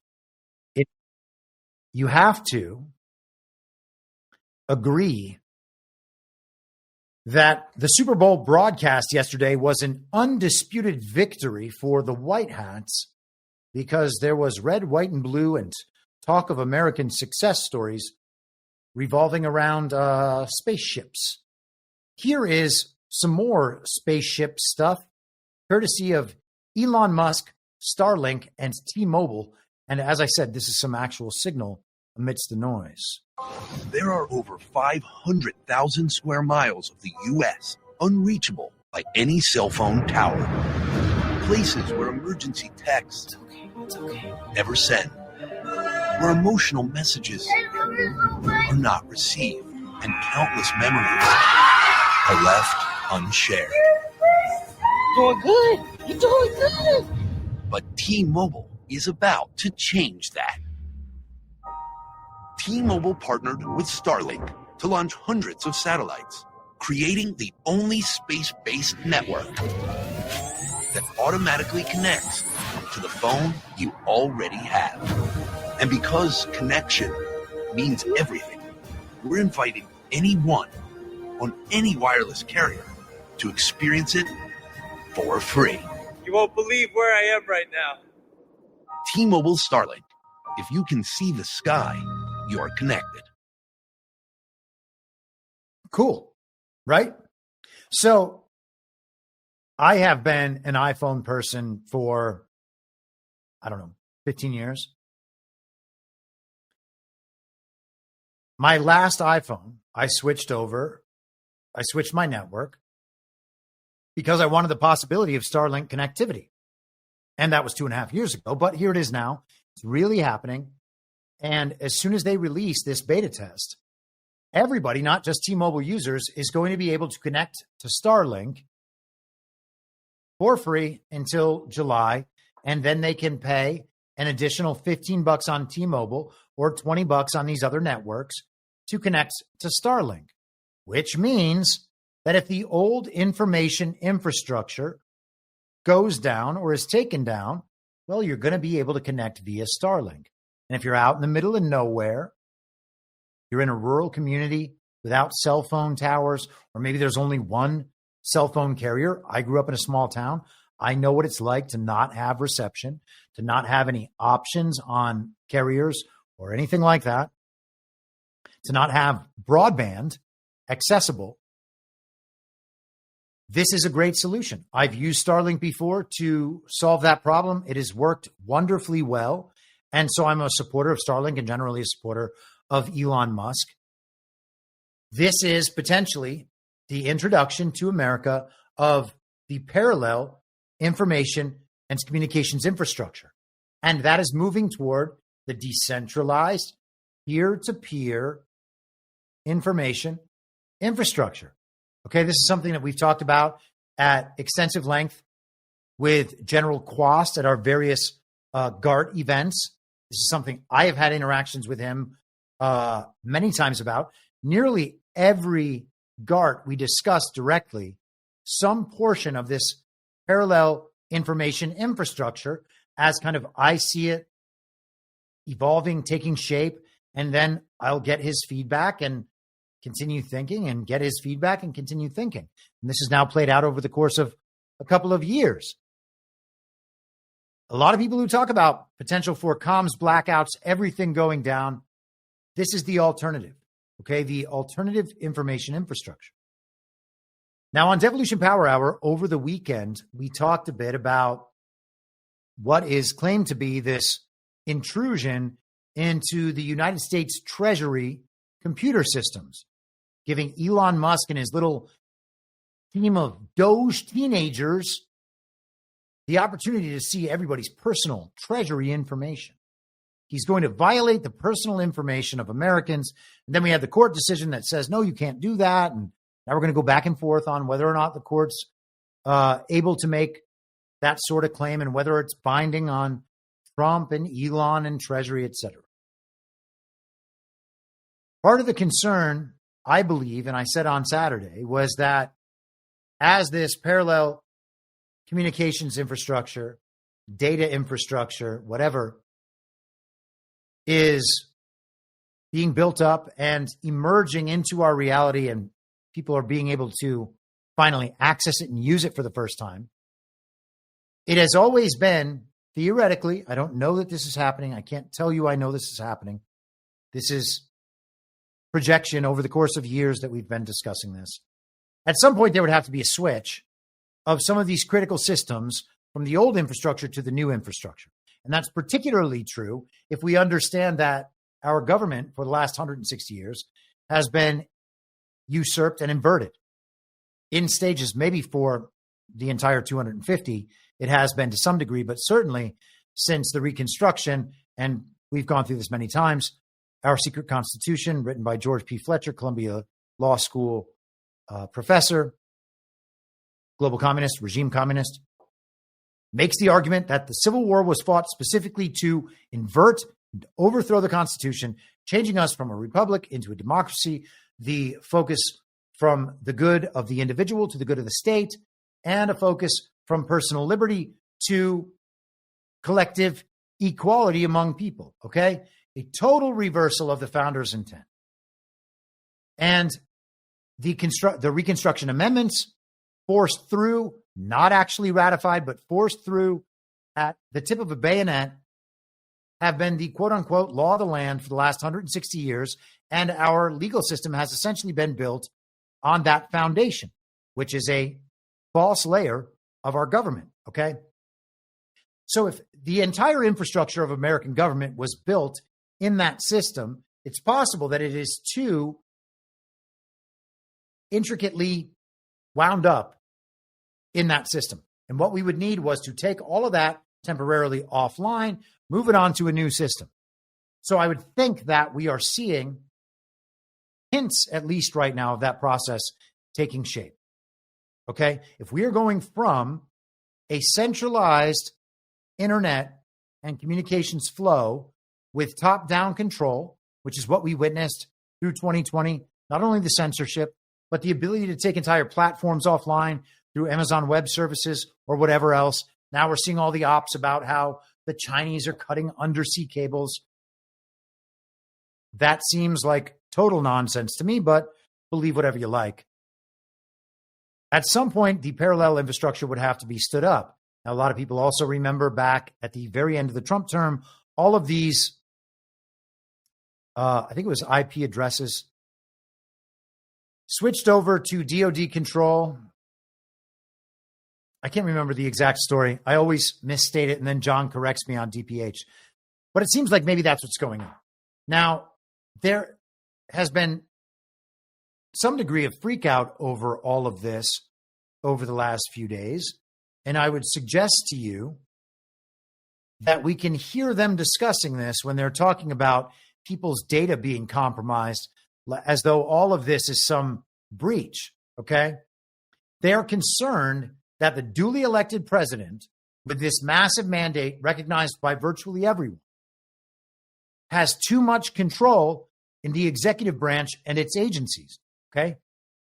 The agencies in the executive branch are their administrative state. That's the bureaucratic deep state. That's what they want to protect. And they believe or believed that they would be able to protect that from Donald Trump, and that they could convince the American people that Donald Trump was as dangerous as they were able to convince the American people he was in that first term. And so the American people would then get on the same page with them, understanding that they need to join this resistance. Donald Trump and Elon Musk, these billionaires, these authoritarians, these autocrats, are trying to access everybody's data. They're actually compromising everything that the government has been doing to protect us. For all this time, Donald Trump and Elon Musk are going to go in there and blow it up. They don't care about anything other than their own interests. That's what we're being told. So we need to all rise up and stop them. We need to unify around these basic American values that we have to preserve the government at all costs. So we need to rise up and resist Donald Trump and Elon Musk. We need to make sure that they never get the kind of control that would be required to switch us from this old system to the new system. Here is Friar Cuck himself, Jamie Raskin. What I'm thinking about and talking to my friends at Democracy Defenders and other lawyers about is, could there be a nationwide class action lawsuit to follow up on last week's victories against Musk, against the Trump administration for this breach in computer security and the data of all American taxpayers. It could be a class action suit on behalf of all Americans. If the Proud Boys and the Oath Keepers want to opt out and they don't want their part of the money for the contamination of their data, really, it's a suit on behalf of everybody because that's our information. Right. It doesn't belong to Elon Musk or his little midnight crew. It belongs to the people, and the government has to hold it in trust. Now, there's specific statutes which say that information can only be accessed for tax purposes, for the purposes of the internal revenue system, and for no other purposes. What are they using that information for? What indeed? It's all very scary. And you just say Proud Boys and Oath Keepers, and that's a good laugh line, right? You don't want the Proud Boys and the Oath Keepers having all your secret data, and Donald Trump, well, he's just going to take it and he's going to give it to them. And apparently the viewers of MSNBC or CNN, or that was MSNBC, apparently they go for that. And so does, by the way, former RNC chair Michael Steele, who is just part of the MSNBC roster right now. Jamie Raskin is making all this out like he is protecting the data of Americans. That's what we are hearing. These people should not be allowed to access these systems. Now, Elon Musk stated in no uncertain terms that they are not accessing anyone's data. He said that to Congressman Dan Goldman, and called him a moron after Goldman made the claim that somehow they had access to people's personal data, and they don't. And we're hearing about this at all of the various agencies. A lot of people were concerned about this court decision affecting the ability of Scott Bessent or Elon Musk or anyone else to access Treasury systems. I'm not all that worried about that, to be honest. This week, apparently, we're getting FEMA and the Pentagon. I guess we'll see about that. And then the cycle will come back to Treasury and it'll come back to USAID, and all this stuff will get rerun over and over again until the people understand it. And that's fine. Okay. Because these are all valuable points of exposure and disclosure. And maybe I'm taking this too far. Okay. Just information among other information. Think about it for yourself. If it tracks, cool. If information arises in reality that makes it so it no longer tracks, cool. Then you dismiss it at that point. All right. But I think that there's something else going on here when they're talking about these breaches of data and potential compromise of this data. If there is a parallel information infrastructure that eliminates the possibility for regime control, and it actually eliminates the possibility for anyone's control because it is fully decentralized and can't be fully controlled at any of those nodes in the decentralized network, well, then we're in an entirely different ballgame in our information environment. I think that is where we're headed. Let me just take another pause here to get to some Rumble rants that I happened to miss. I think I missed this one. John in Connecticut, $10. Your point about putting everybody back to sleep is not only 100% on the mark, it's far more profound and dangerous than it sounds on the surface. Love your shows. Thank you. Well, thank you very much, John in Connecticut. And I wouldn't be bringing it up if I didn't see it as a potential danger. Okay. It's always, everybody's like, nothing can stop what is coming, which I believe. Okay. There's a lot of this stuff set in stone. If there are any threats that exist, I mean, is it just nothing can stop what's coming forever? Forever? Maybe if you're taking it all the way up to like, this is all God's will and it's going to play out on God's terms, however it plays out, all good. But that's not how people generally mean it. All right. If it is possible for everybody to get back on the same page with the regime and be corralled back into that pen over some amount of time, this would be the way that it would happen. Okay. They would get everybody back on the same page through a series of events that convince us that reuniting with the people that maybe got left behind or that we departed from, getting back on the same page with them would be the first step. Just corral everybody back into the pen. It is through this information operation and failing to recognize it, failing to discern properly, that we get back there. It is absolutely possible to analyze everything in a way that reaches the conclusion that it's just under white hat control. Figure out a way to explain this thing as a factor of white hat control. You can do that. I can do that. Everybody can do that. It doesn't mean that it's accurate analysis just because we can find a way through it.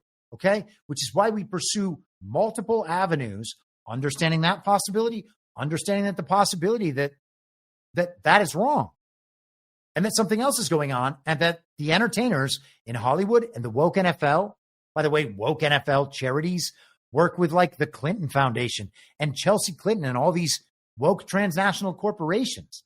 The NFL is not immune to that just because it seems a little manlier. It's crazy. It's entirely possible that the op is intended to do bad things, and the more we participate in the op and encourage others to do so, the more likely it is that those bad things happen. But we're not allowed to say that. Another Rumble rant, real purdy one, $20. Thanks, Chris. Thank you. Snowcat operator with a gift subscription. John Henry Bonzo, $5. When a government becomes tyrannical and abuses its power, the people have both the right and the moral obligation to overthrow it and establish a new one to protect their future security. Thanks, Chris. And of course, he is paraphrasing Thomas Jefferson in the Declaration of Independence. It actually is our duty, our right, and our duty to throw off that government. And our founders believed in exactly that. They did not believe that we all need to applaud a television show because it has red, white, and blue in it. And because one rapper is making fun of another rapper. That rapper's the bad one. Lady Gaga's good now, but Drake is bad. What? Like, what? It would be better. And again, entertain yourself however you like, okay? However you like. Burning Bright and I have a show about Hollywood movies, all right? And we list a movie every week. We watch that movie. Other people watch that movie. And then we talk about what that movie is trying to accomplish and what it means and how it can be viewed now, knowing what we know, right? Some of those movies are just through and through commie propaganda. And we talk about it, which means we look at it, we analyze it, all right? Are the movies entertaining at the same time? Yes, they are. Okay? So it's entirely acceptable. And by the way, no one has to impress me or conform to my standards, but I believe it's entirely acceptable to engage with entertainment as long as we're understanding what that entertainment is. So we're just trying to understand the entertainment. If you want to be entertained by the NFL, if you're an old school Chiefs fan or an old school Eagles fan, or you just want to watch some football and pretend it's old times, more power to you.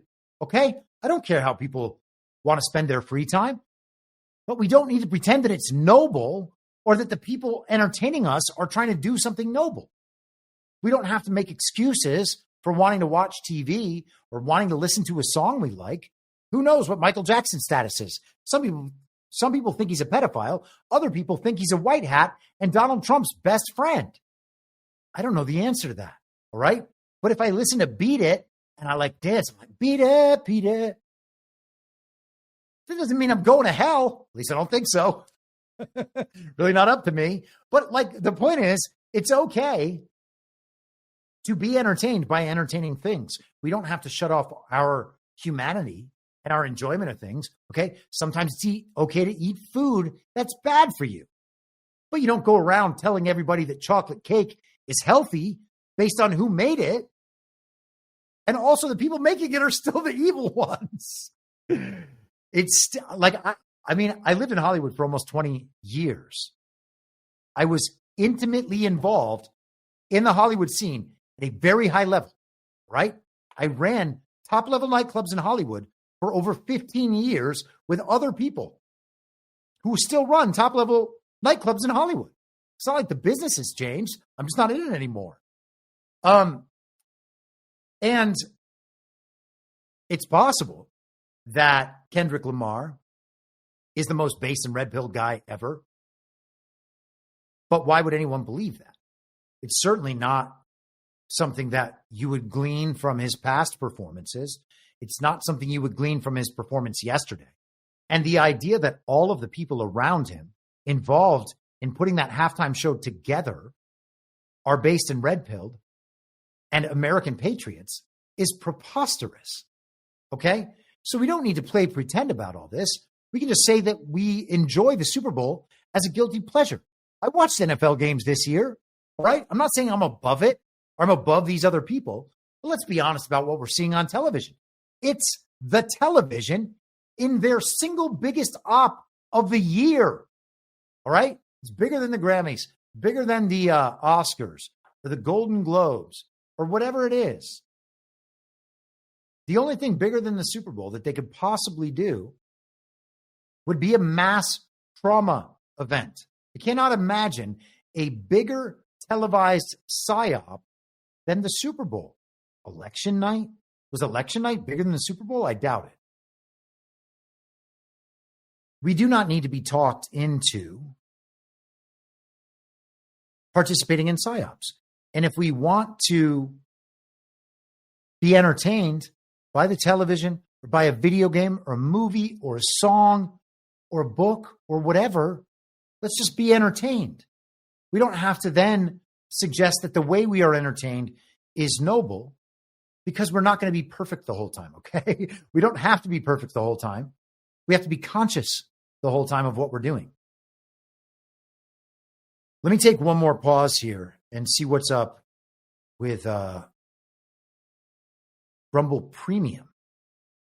And by the way, I think I got Rumble Premium, and Snowcat Operator I saw gave a subscription away before. I believe that that's to my channel on Rumble, but it is my understanding that you are able to eliminate the ads with that. And so Rumble Premium actually does eliminate the ads, which for me, who, I watch a lot of Rumble rather than watching YouTube when I can. And by the way, apparently Trump just got a Rumble channel. So cool. But let me put one of these up again. This sponsorship is from Rumble, one that is incredibly important to the survival of the company. And actually, I do want to see Rumble survive. And I think Donald Trump does as well, because his app Truth Social is on the Rumble cloud. And the CEO of Rumble, Chris Pavlovsky, has been supportive of our project at Badlands. So I'm thankful and I'm glad that I'm able to support them. When Rumble first started in 2013, they built the platform for the small creator. They didn't censor or have biases. They were fair and treated all creators equally. No one thought platforms would censor political conversation or censor opinions on COVID, but they did. Facebook admitted they fell to pressure from the Biden-Harris administration. Rumble did not. They held the line. They are attacked daily for giving us a voice to talk to you. They are attacked in corporate media. They are attacked by governments like France. They are attacked from brand advertisers who refuse to work with them. And all of us in the kind of more free speech oriented space have experienced that. Corporate America is fighting to remove speech. Rumble is fighting to keep it. Rumble won't survive with brand advertisers. They don't get much of it. Watching this show on Rumble is the most they can ask from you. But if you really believe in this fight and you have the means, one major way you can help Rumble is by joining Rumble Premium. Join the community that believes in the First Amendment and believes in our human right to free speech. Rumble is offering $10 off with the promo code STUDIO when you purchase an annual subscription. Go to rumble.com/premium and use the promo code STUDIO. Like I said, if you have the means and believe in the cause, now is the time to join Rumble Premium. If you don't have the means, we are just happy. And I think we as Rumble, but also myself, we are just happy that you are watching the show on Rumble. So continue to do so. And if you don't have the means and someone throws out one of those subscriptions, go ahead and just grab one. We got some serious spam in the chat, so we're going to go ahead and get that out of there. And let us for the last bit of time we have today so that we don't go on for absolutely forever. Let's talk about a dig that I did over the weekend. I put this up on Truth Social because, actually, let's find Donald Trump first. It would have been wonderful if I had prepared this in advance. And usually I do, but that requires thinking through every single thing I'm going to talk about in the show. And I'm never able to do that because we kind of always just operate on the fly. We go slightly ordered and slightly by the seat of our pants. And by our pants, I mean my pants. My royal pants. Rather than the royal we, just my royal pants. There's nothing royal about my pants. And oh, by the way, I think this might be worth it in relation to the response to the Kendrick Lamar performance and the stop racism and all that. Donald Trump pointed out subtly on Saturday, in a way that people wouldn't immediately grasp, an issue of racism happening in South Africa against whites. South Africa is confiscating land and treating certain classes of people very badly. It is a situation that the radical left media doesn't want to so much as mention. A massive human rights violation is happening for all to see. The United States won't stand for it. We will act. Also, because of this, I will be cutting off all aid to South Africa until further notice. So, what should we take the performance delivered to us on television by the NFL over the weekend in light of that post? And I would suggest that those are related. Nobody else has to go along with that with me, but hey.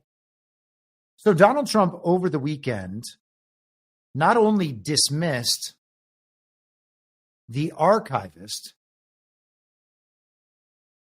at NARA being the agency in the center of the Trump documents hoax, he also dismissed David Rubenstein as the chairman of the Kennedy Center.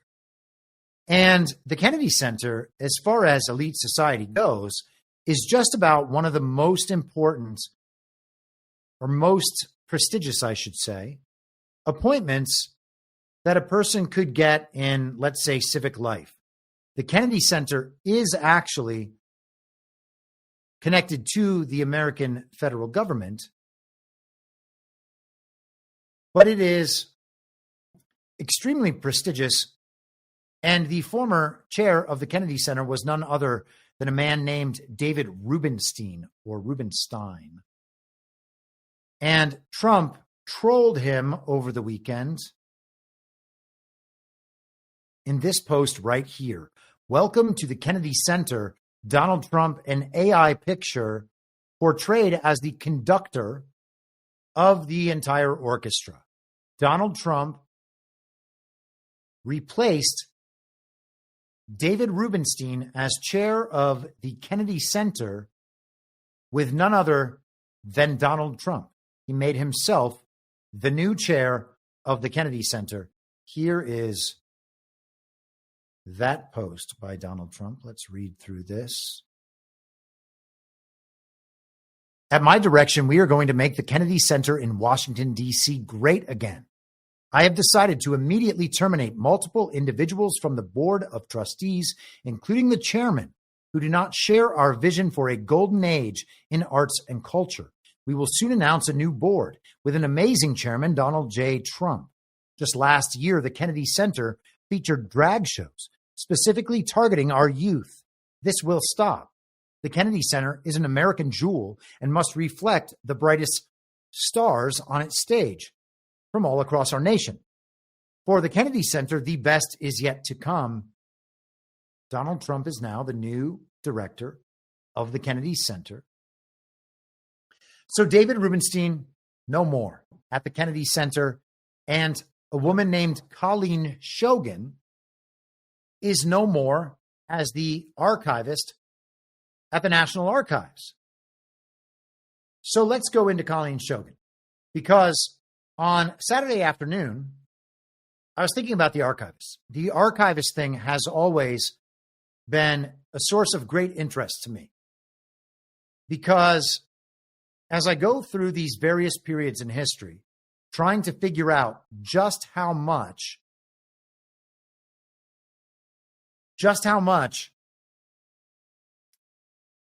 our country has been infiltrated, usurped, overthrown, and inverted, one of the things I notice is that our historical record is being changed. I wrote a piece called The Sides of History on the Substack, imyourmoderator.substack.com, years ago. I think it was nearly 3 years ago now. And in that piece, I talked about how history is written by the winners. And once the winners win, they rewrite the history to make it seem as though they were not the winners before. In fact, they were the minority. They were the victims. In fact, they've always been the victims. And they were able to rise above to become the winners. And now all of that is history. And we get that cycle over and over and over again. And if you understand how that works and how the winners get to write the history, and they are also in position permanently as society's winners, well, then all they have to do is continue swapping. This was the original episode on the old switcheroo. And if you go on Rumble and search I'm Your Moderator Switcheroo or Be Reasonable the Switcheroo, you'll probably find it. In fact, maybe I should just find that right now so that people don't have to. But they switch the victim and aggressor role, or victim and oppressor, in kind of the more Marxist construct. They just switch those and continue on, so that they seem totally righteous in all of their victories and like the people we would want to have in charge, right? It's a good thing that they are always the winners. And so the constant rewriting of history and the constant replaying of these same stories in cyclical fashion all around the world, repeating again through time, has been one of my main focuses. So, of course, the people who protect the historical record are also part of that focus. So when I saw the thing about Colleen Shogan and how she announced that Trump had fired her with no notice, she put it up on X, formerly Twitter. I was fired. Woe is me. I have no idea why this happened. I began to look into the archivist, okay? And so I posted this Saturday afternoon on Truth Social. I'm your moderator on there as well. I've been looking into the archivist at NARA, who was just dismissed by Donald Trump, Colleen Shogan. It turns out she's associated with David Rubenstein, the global regime elite philanthropist, David Rubenstein. The same David Rubenstein who Trump just dismissed as the chairman of the Kennedy Center.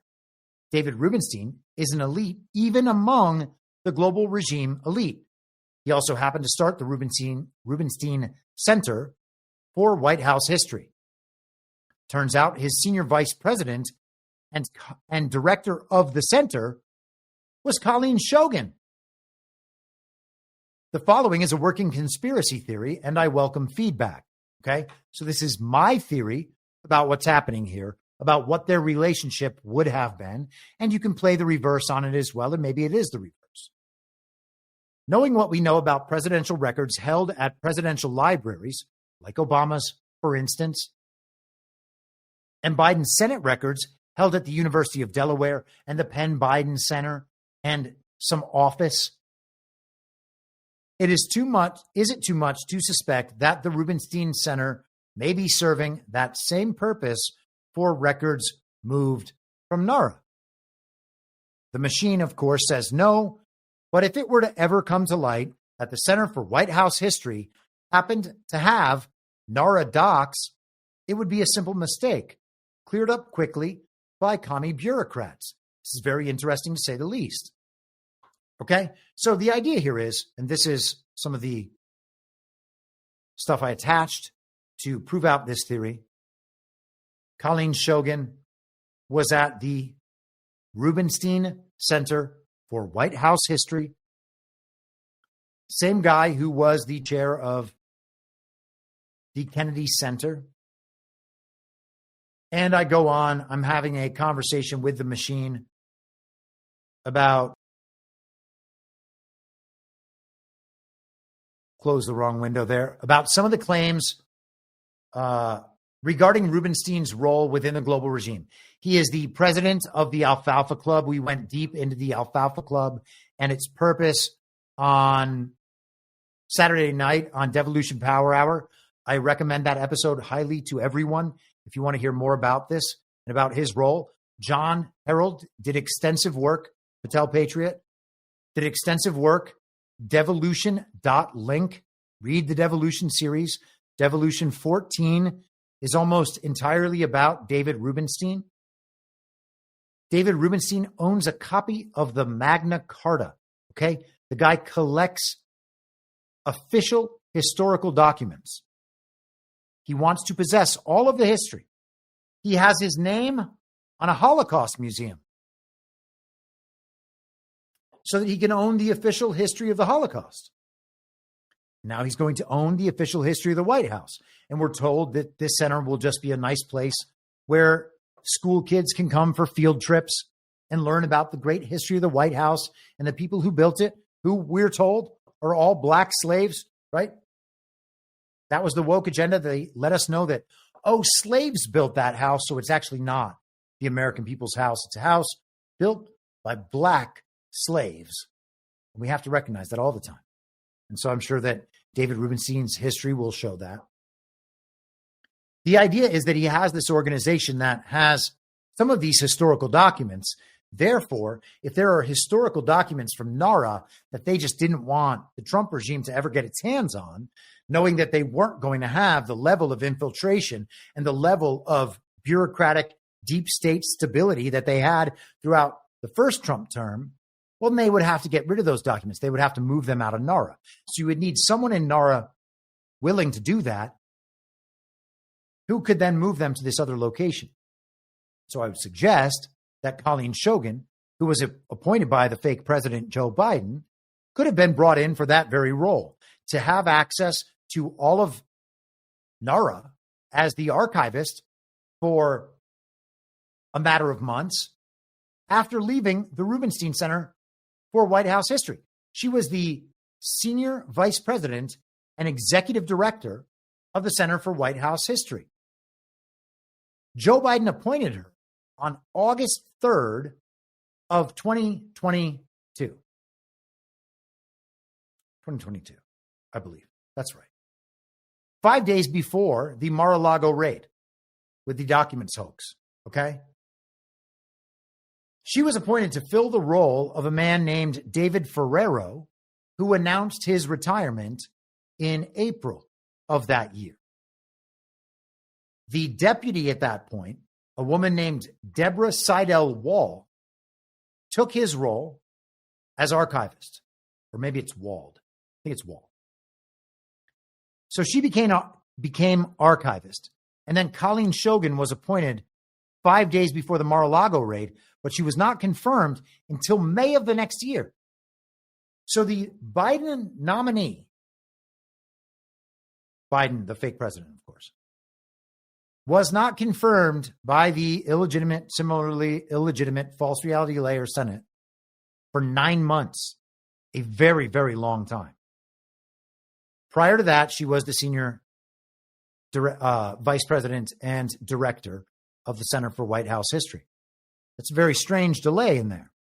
Now, in the meantime, Deborah Seidel-Wall was dealing with the communications about the Trump documents and about the Biden documents. So her official history is in there. And she's actually an interesting character because some of these letters, let me see if I can pull this letter up.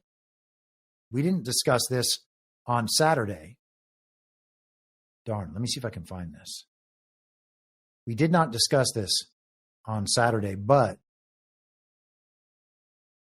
I would love to find this letter again. Where did I put it? So she had a letter involving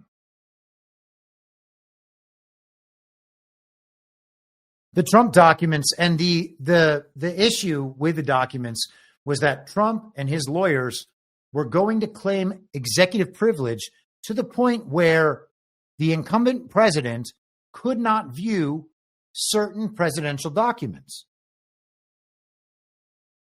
And the argument was that an incumbent president, a sitting president, should always have access to whatever government documents he needed to be able to fully execute his role and his duty as president. And that is, I think, a principle that we can probably all get behind. Here is that letter. This letter was to Evan Corcoran. And I focused on this paragraph right here at the top of the third page. The Assistant Attorney General has advised me, this is Deborah Steidel-Wall. Let me just check her names to be sure. Deborah Steidel-Wall. Apologies. Apologies both to her and to you.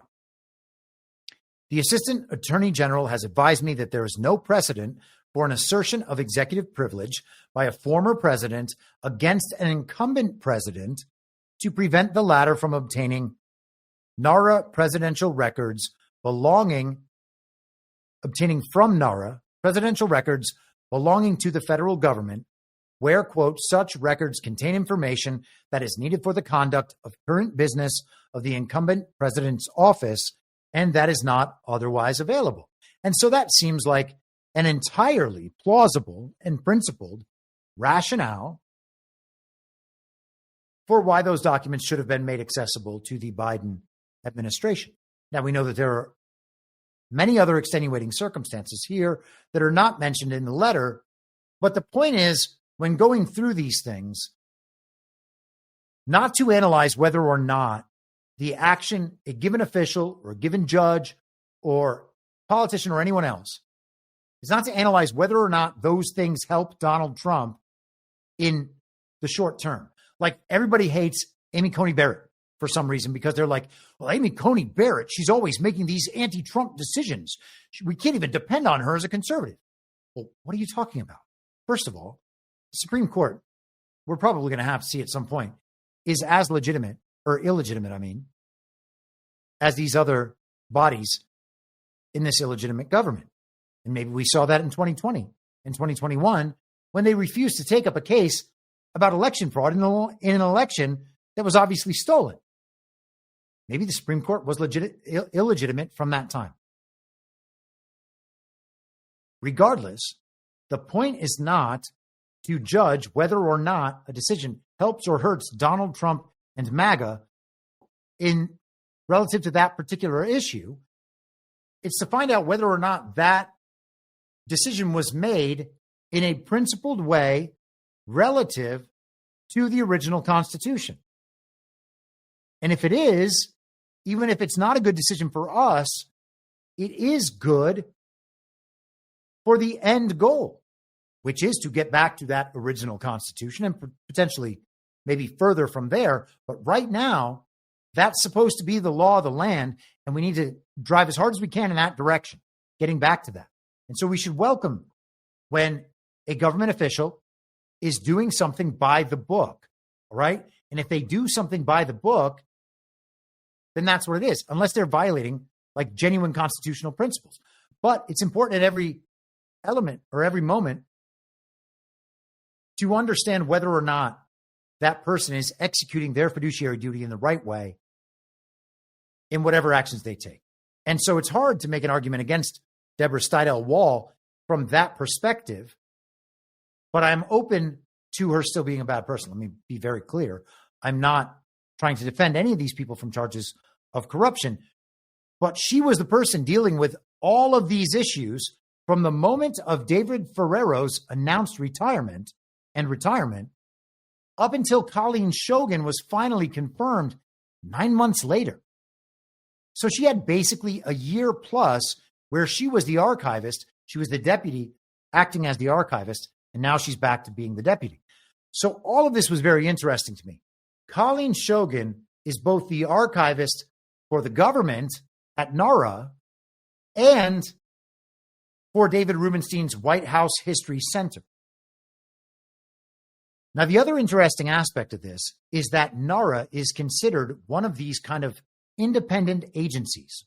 It used to be under the General Services Administration, the GSA, but it was taken out in 1984 and made a quote-unquote independent agency. But the thing is, there aren't independent agencies. That's not a real thing. It's preposterous. It is an abomination relative to the Constitution to think that there could be independent agencies. And these agencies are consistently stood up through a presidential executive order. We are told that they must remain in place based on the fact that Congress has provided a statutory basis for their existence as well, and has chosen to fund the agency. And because of the way they write that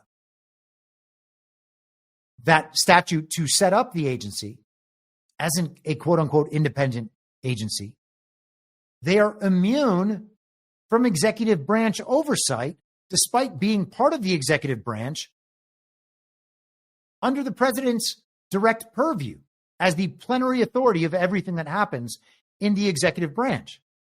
We're told that they are nonetheless independent and that they're somehow set up as a check on presidential power. So what we have is the Congress usurping presidential authority. That is not a check and balance. That is a usurpation. They are saying, and they are still arguing, that they are able to set up an agency in the executive branch, make that agency independent, fund that agency, and because they have made that agency independent and continue to fund it, that means the president has to allow it to run however it wants and cannot eliminate its funding. There is no basis for independent agencies anywhere in the Constitution. I say over and over again, these things cannot exist constitutionally, and the president can eliminate them at any time. And that is true. The president can eliminate them, and they're going to fight back on that. And the courts may assist them in fighting back on that. But nonetheless, that's where we need to get. And arguments toward these agencies being important in some way are not arguments toward these agencies actually being important or having a reason to exist. And those arguments, even if we agreed with them, would not override the fact that constitutionally they can't exist and that the president has no responsibility other than statutorily to fund them or allow them to continue. But that itself will and should be overturned by the courts if they are legitimate, because it has to be overturned. The idea that the Congress can stand up these agencies, fund them, and then force the president to just allow them to function under the executive branch without the president going along with it is crazy. That is 100% a usurpation of presidential authority and the presidential roles. All right, let's take one more little break here to check on the chat, and then we will have some final comments and get going. Elwood C. wrote, Chris, is it possible you're speaking of the new White House channel? The new White House channel on Rumble, the White House channel? Yeah, I guess. Sure, that's possible. This could be their official platform going on. Donald Trump has said many times that Truth Social is the real voice of America. People choose not to believe it. They choose to believe that Truth Social is just some rinky-dink little platform that doesn't actually do the things people want it to do, and that it's, not good enough for many people to use. And hey, everything is everybody's choice.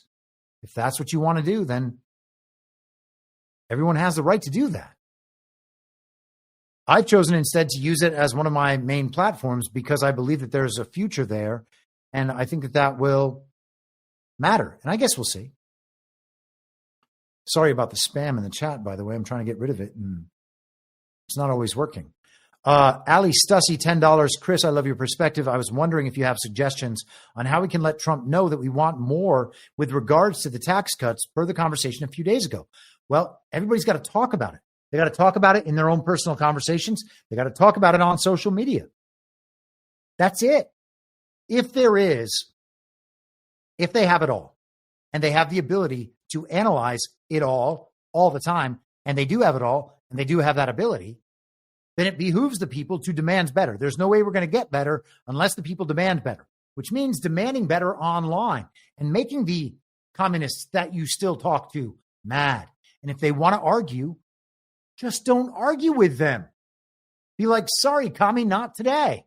Or, hey, commie, you don't really still believe that, do you? You don't have to argue with these people. You don't have to prove anything to them. If they're going to call you a spreader of disinformation, they've probably been doing it for years. Just let them continue. Who cares? Move on without them. All right? This operation is not about waking up the normies. Okay? That is a good way for us to reframe some things. Well, hey, hopefully some people will wake up as a result of what they saw. Well, maybe, but that's not why it happened. Okay? It's not all just an elaborate thing. We got to wake up these normies. We got to wake up these normies. People have been telling me that Tucker Carlson and Megyn Kelly have been waking up the normies for these last few years. And then it just so happens that they're going back to Fox. They were all based in red pilled. Oh, they're independent media now. They're on our side. They're waking up the normies. What if they're not? What if they're not? And instead, all the truthers and the Q influencers and the NormieCon influencers and the GOP establishment influencers and the Ron people and the Nikki Haley people, what if they're all just wrong about that? And instead, they're convincing everybody to simply listen to the mainstream media forever. Tucker Carlson's still got one of the biggest shows in the world. Joe Rogan's still got one of the biggest shows in the world. Truthers can't stop spreading their based in red-pilled takes, even though they're 3 years behind an informational timeline or more.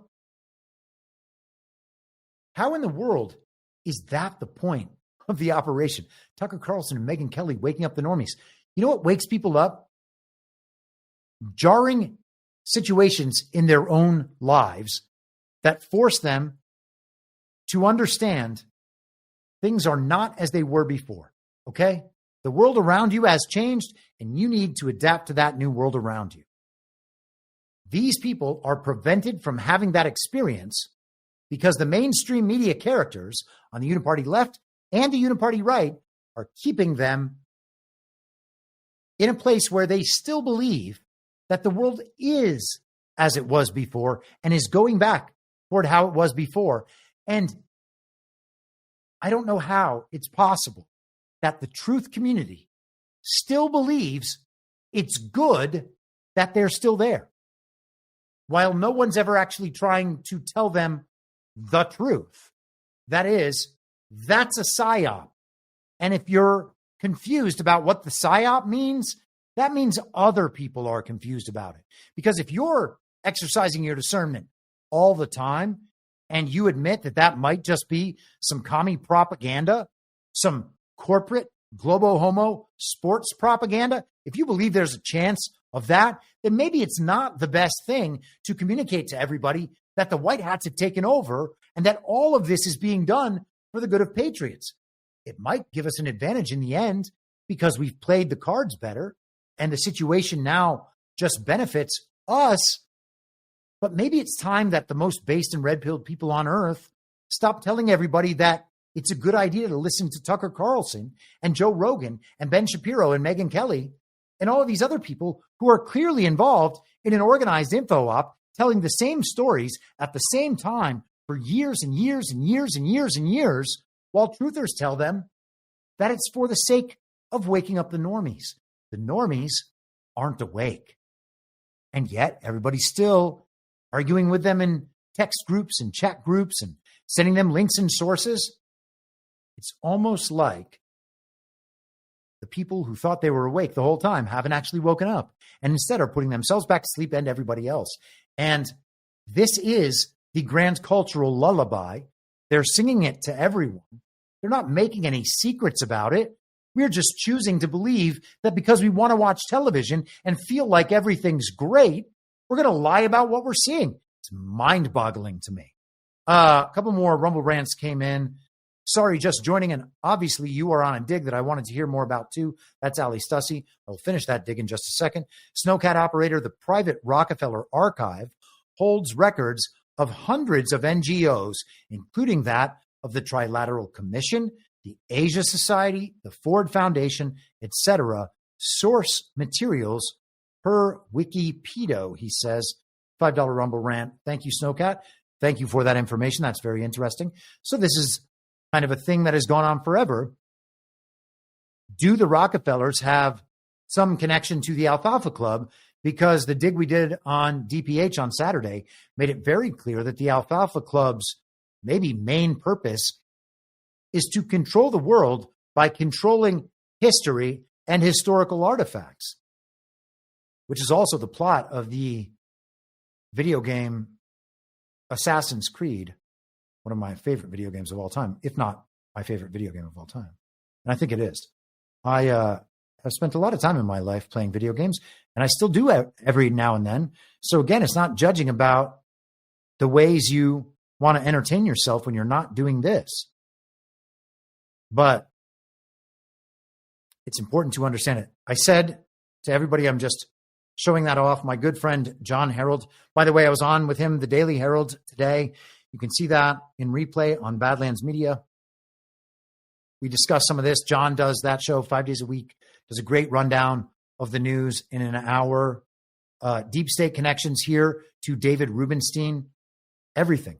His parents are from Ukraine. Wikipedia calls his dad a postal clerk. And somehow the son of a postal clerk, the Jewish son of a Ukrainian postal clerk, became one of the most powerful men in the world. What an amazing success story. History is written by the winners. David Rubenstein is one of history's greatest winners. Also one of the founders of the Carlyle Group. The Carlyle Group, of course, featured one George W. Bush. I noted that Patel Patriot also pointed out Rubenstein's connection to the Holocaust Museum. I said, does this guy want to own history? Is he rewriting the official history right now? That was obviously the purpose of AI, funnel everyone back into the central narrative, getting everyone back on the same page as a new history was conditioned.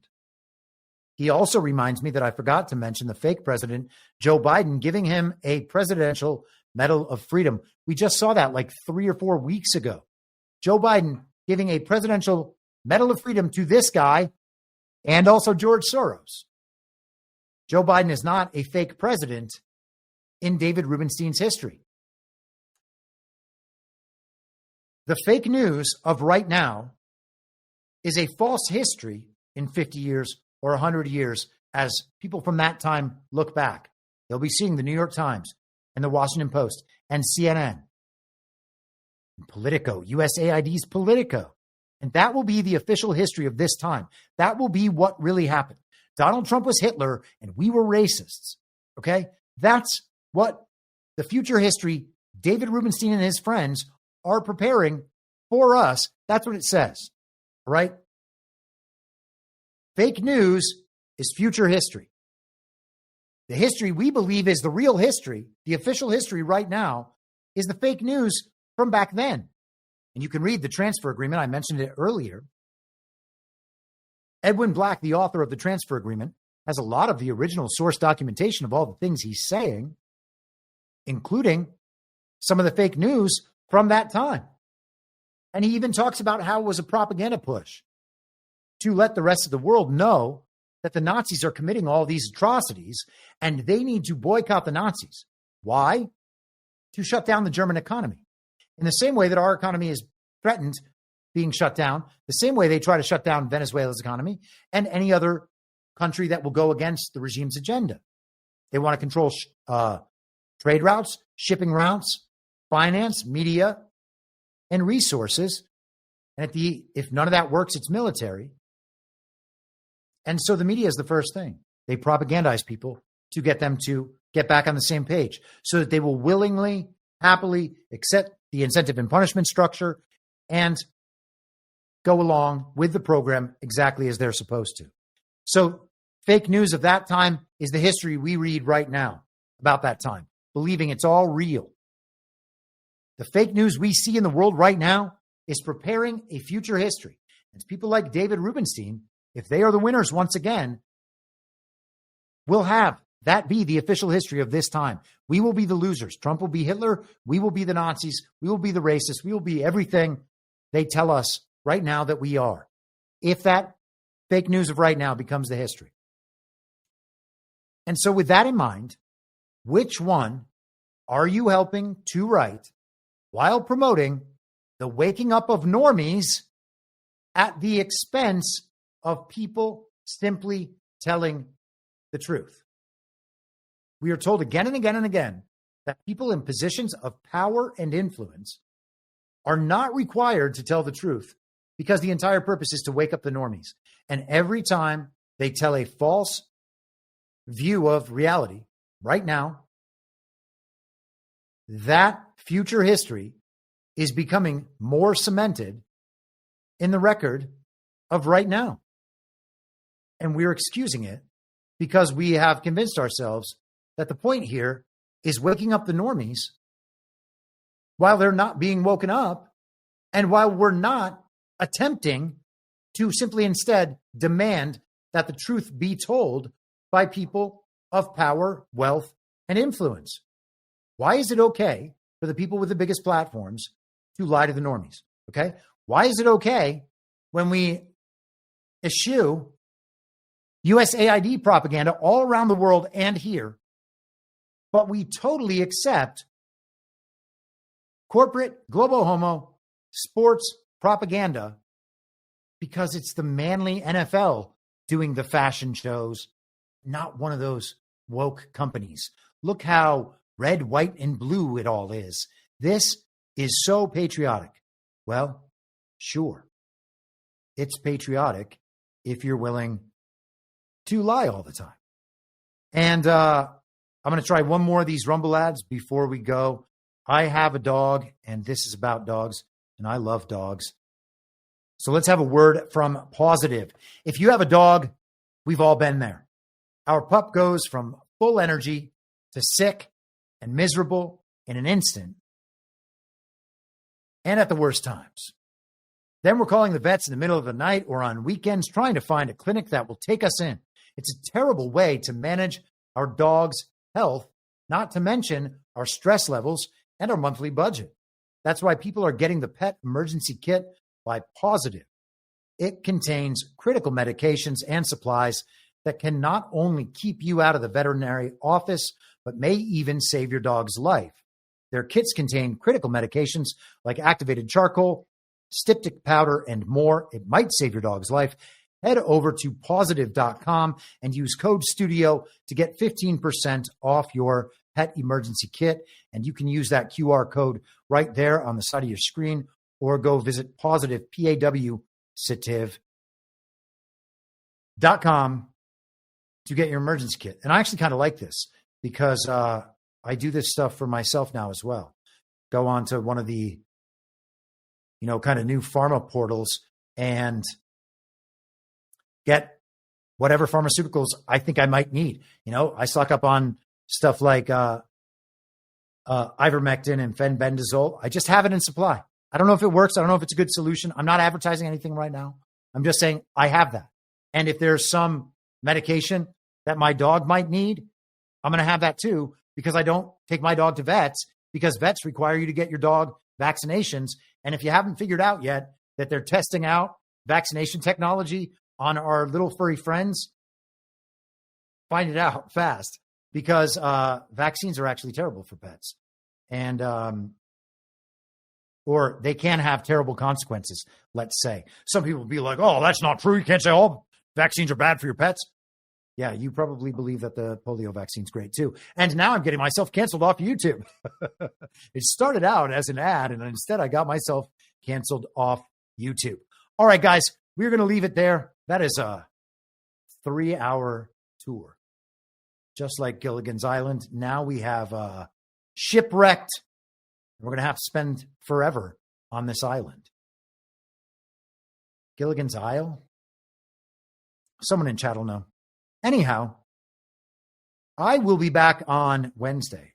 We're going to do the subscriber stream on Wednesday. If you want to join Wednesday's show and get it before it goes free next Sunday morning, then you need to be a paid subscriber at imyourmoderator.substack.com. That is how you will get the link to the Wednesday subscriber live stream. And otherwise, for the normal show, I will be back on Friday. But for you subscribers, I will be back on Wednesday at the same reasonable time on the same Reasonable Podcast Network. I don't have a network. Masks and lockdowns never worked, and Joe Biden was never president. Well, what? You know who I am, don't you? Well, you ain't Fiona Apple, and if you ain't Fiona Apple, I don't give a rat's ass. Ah!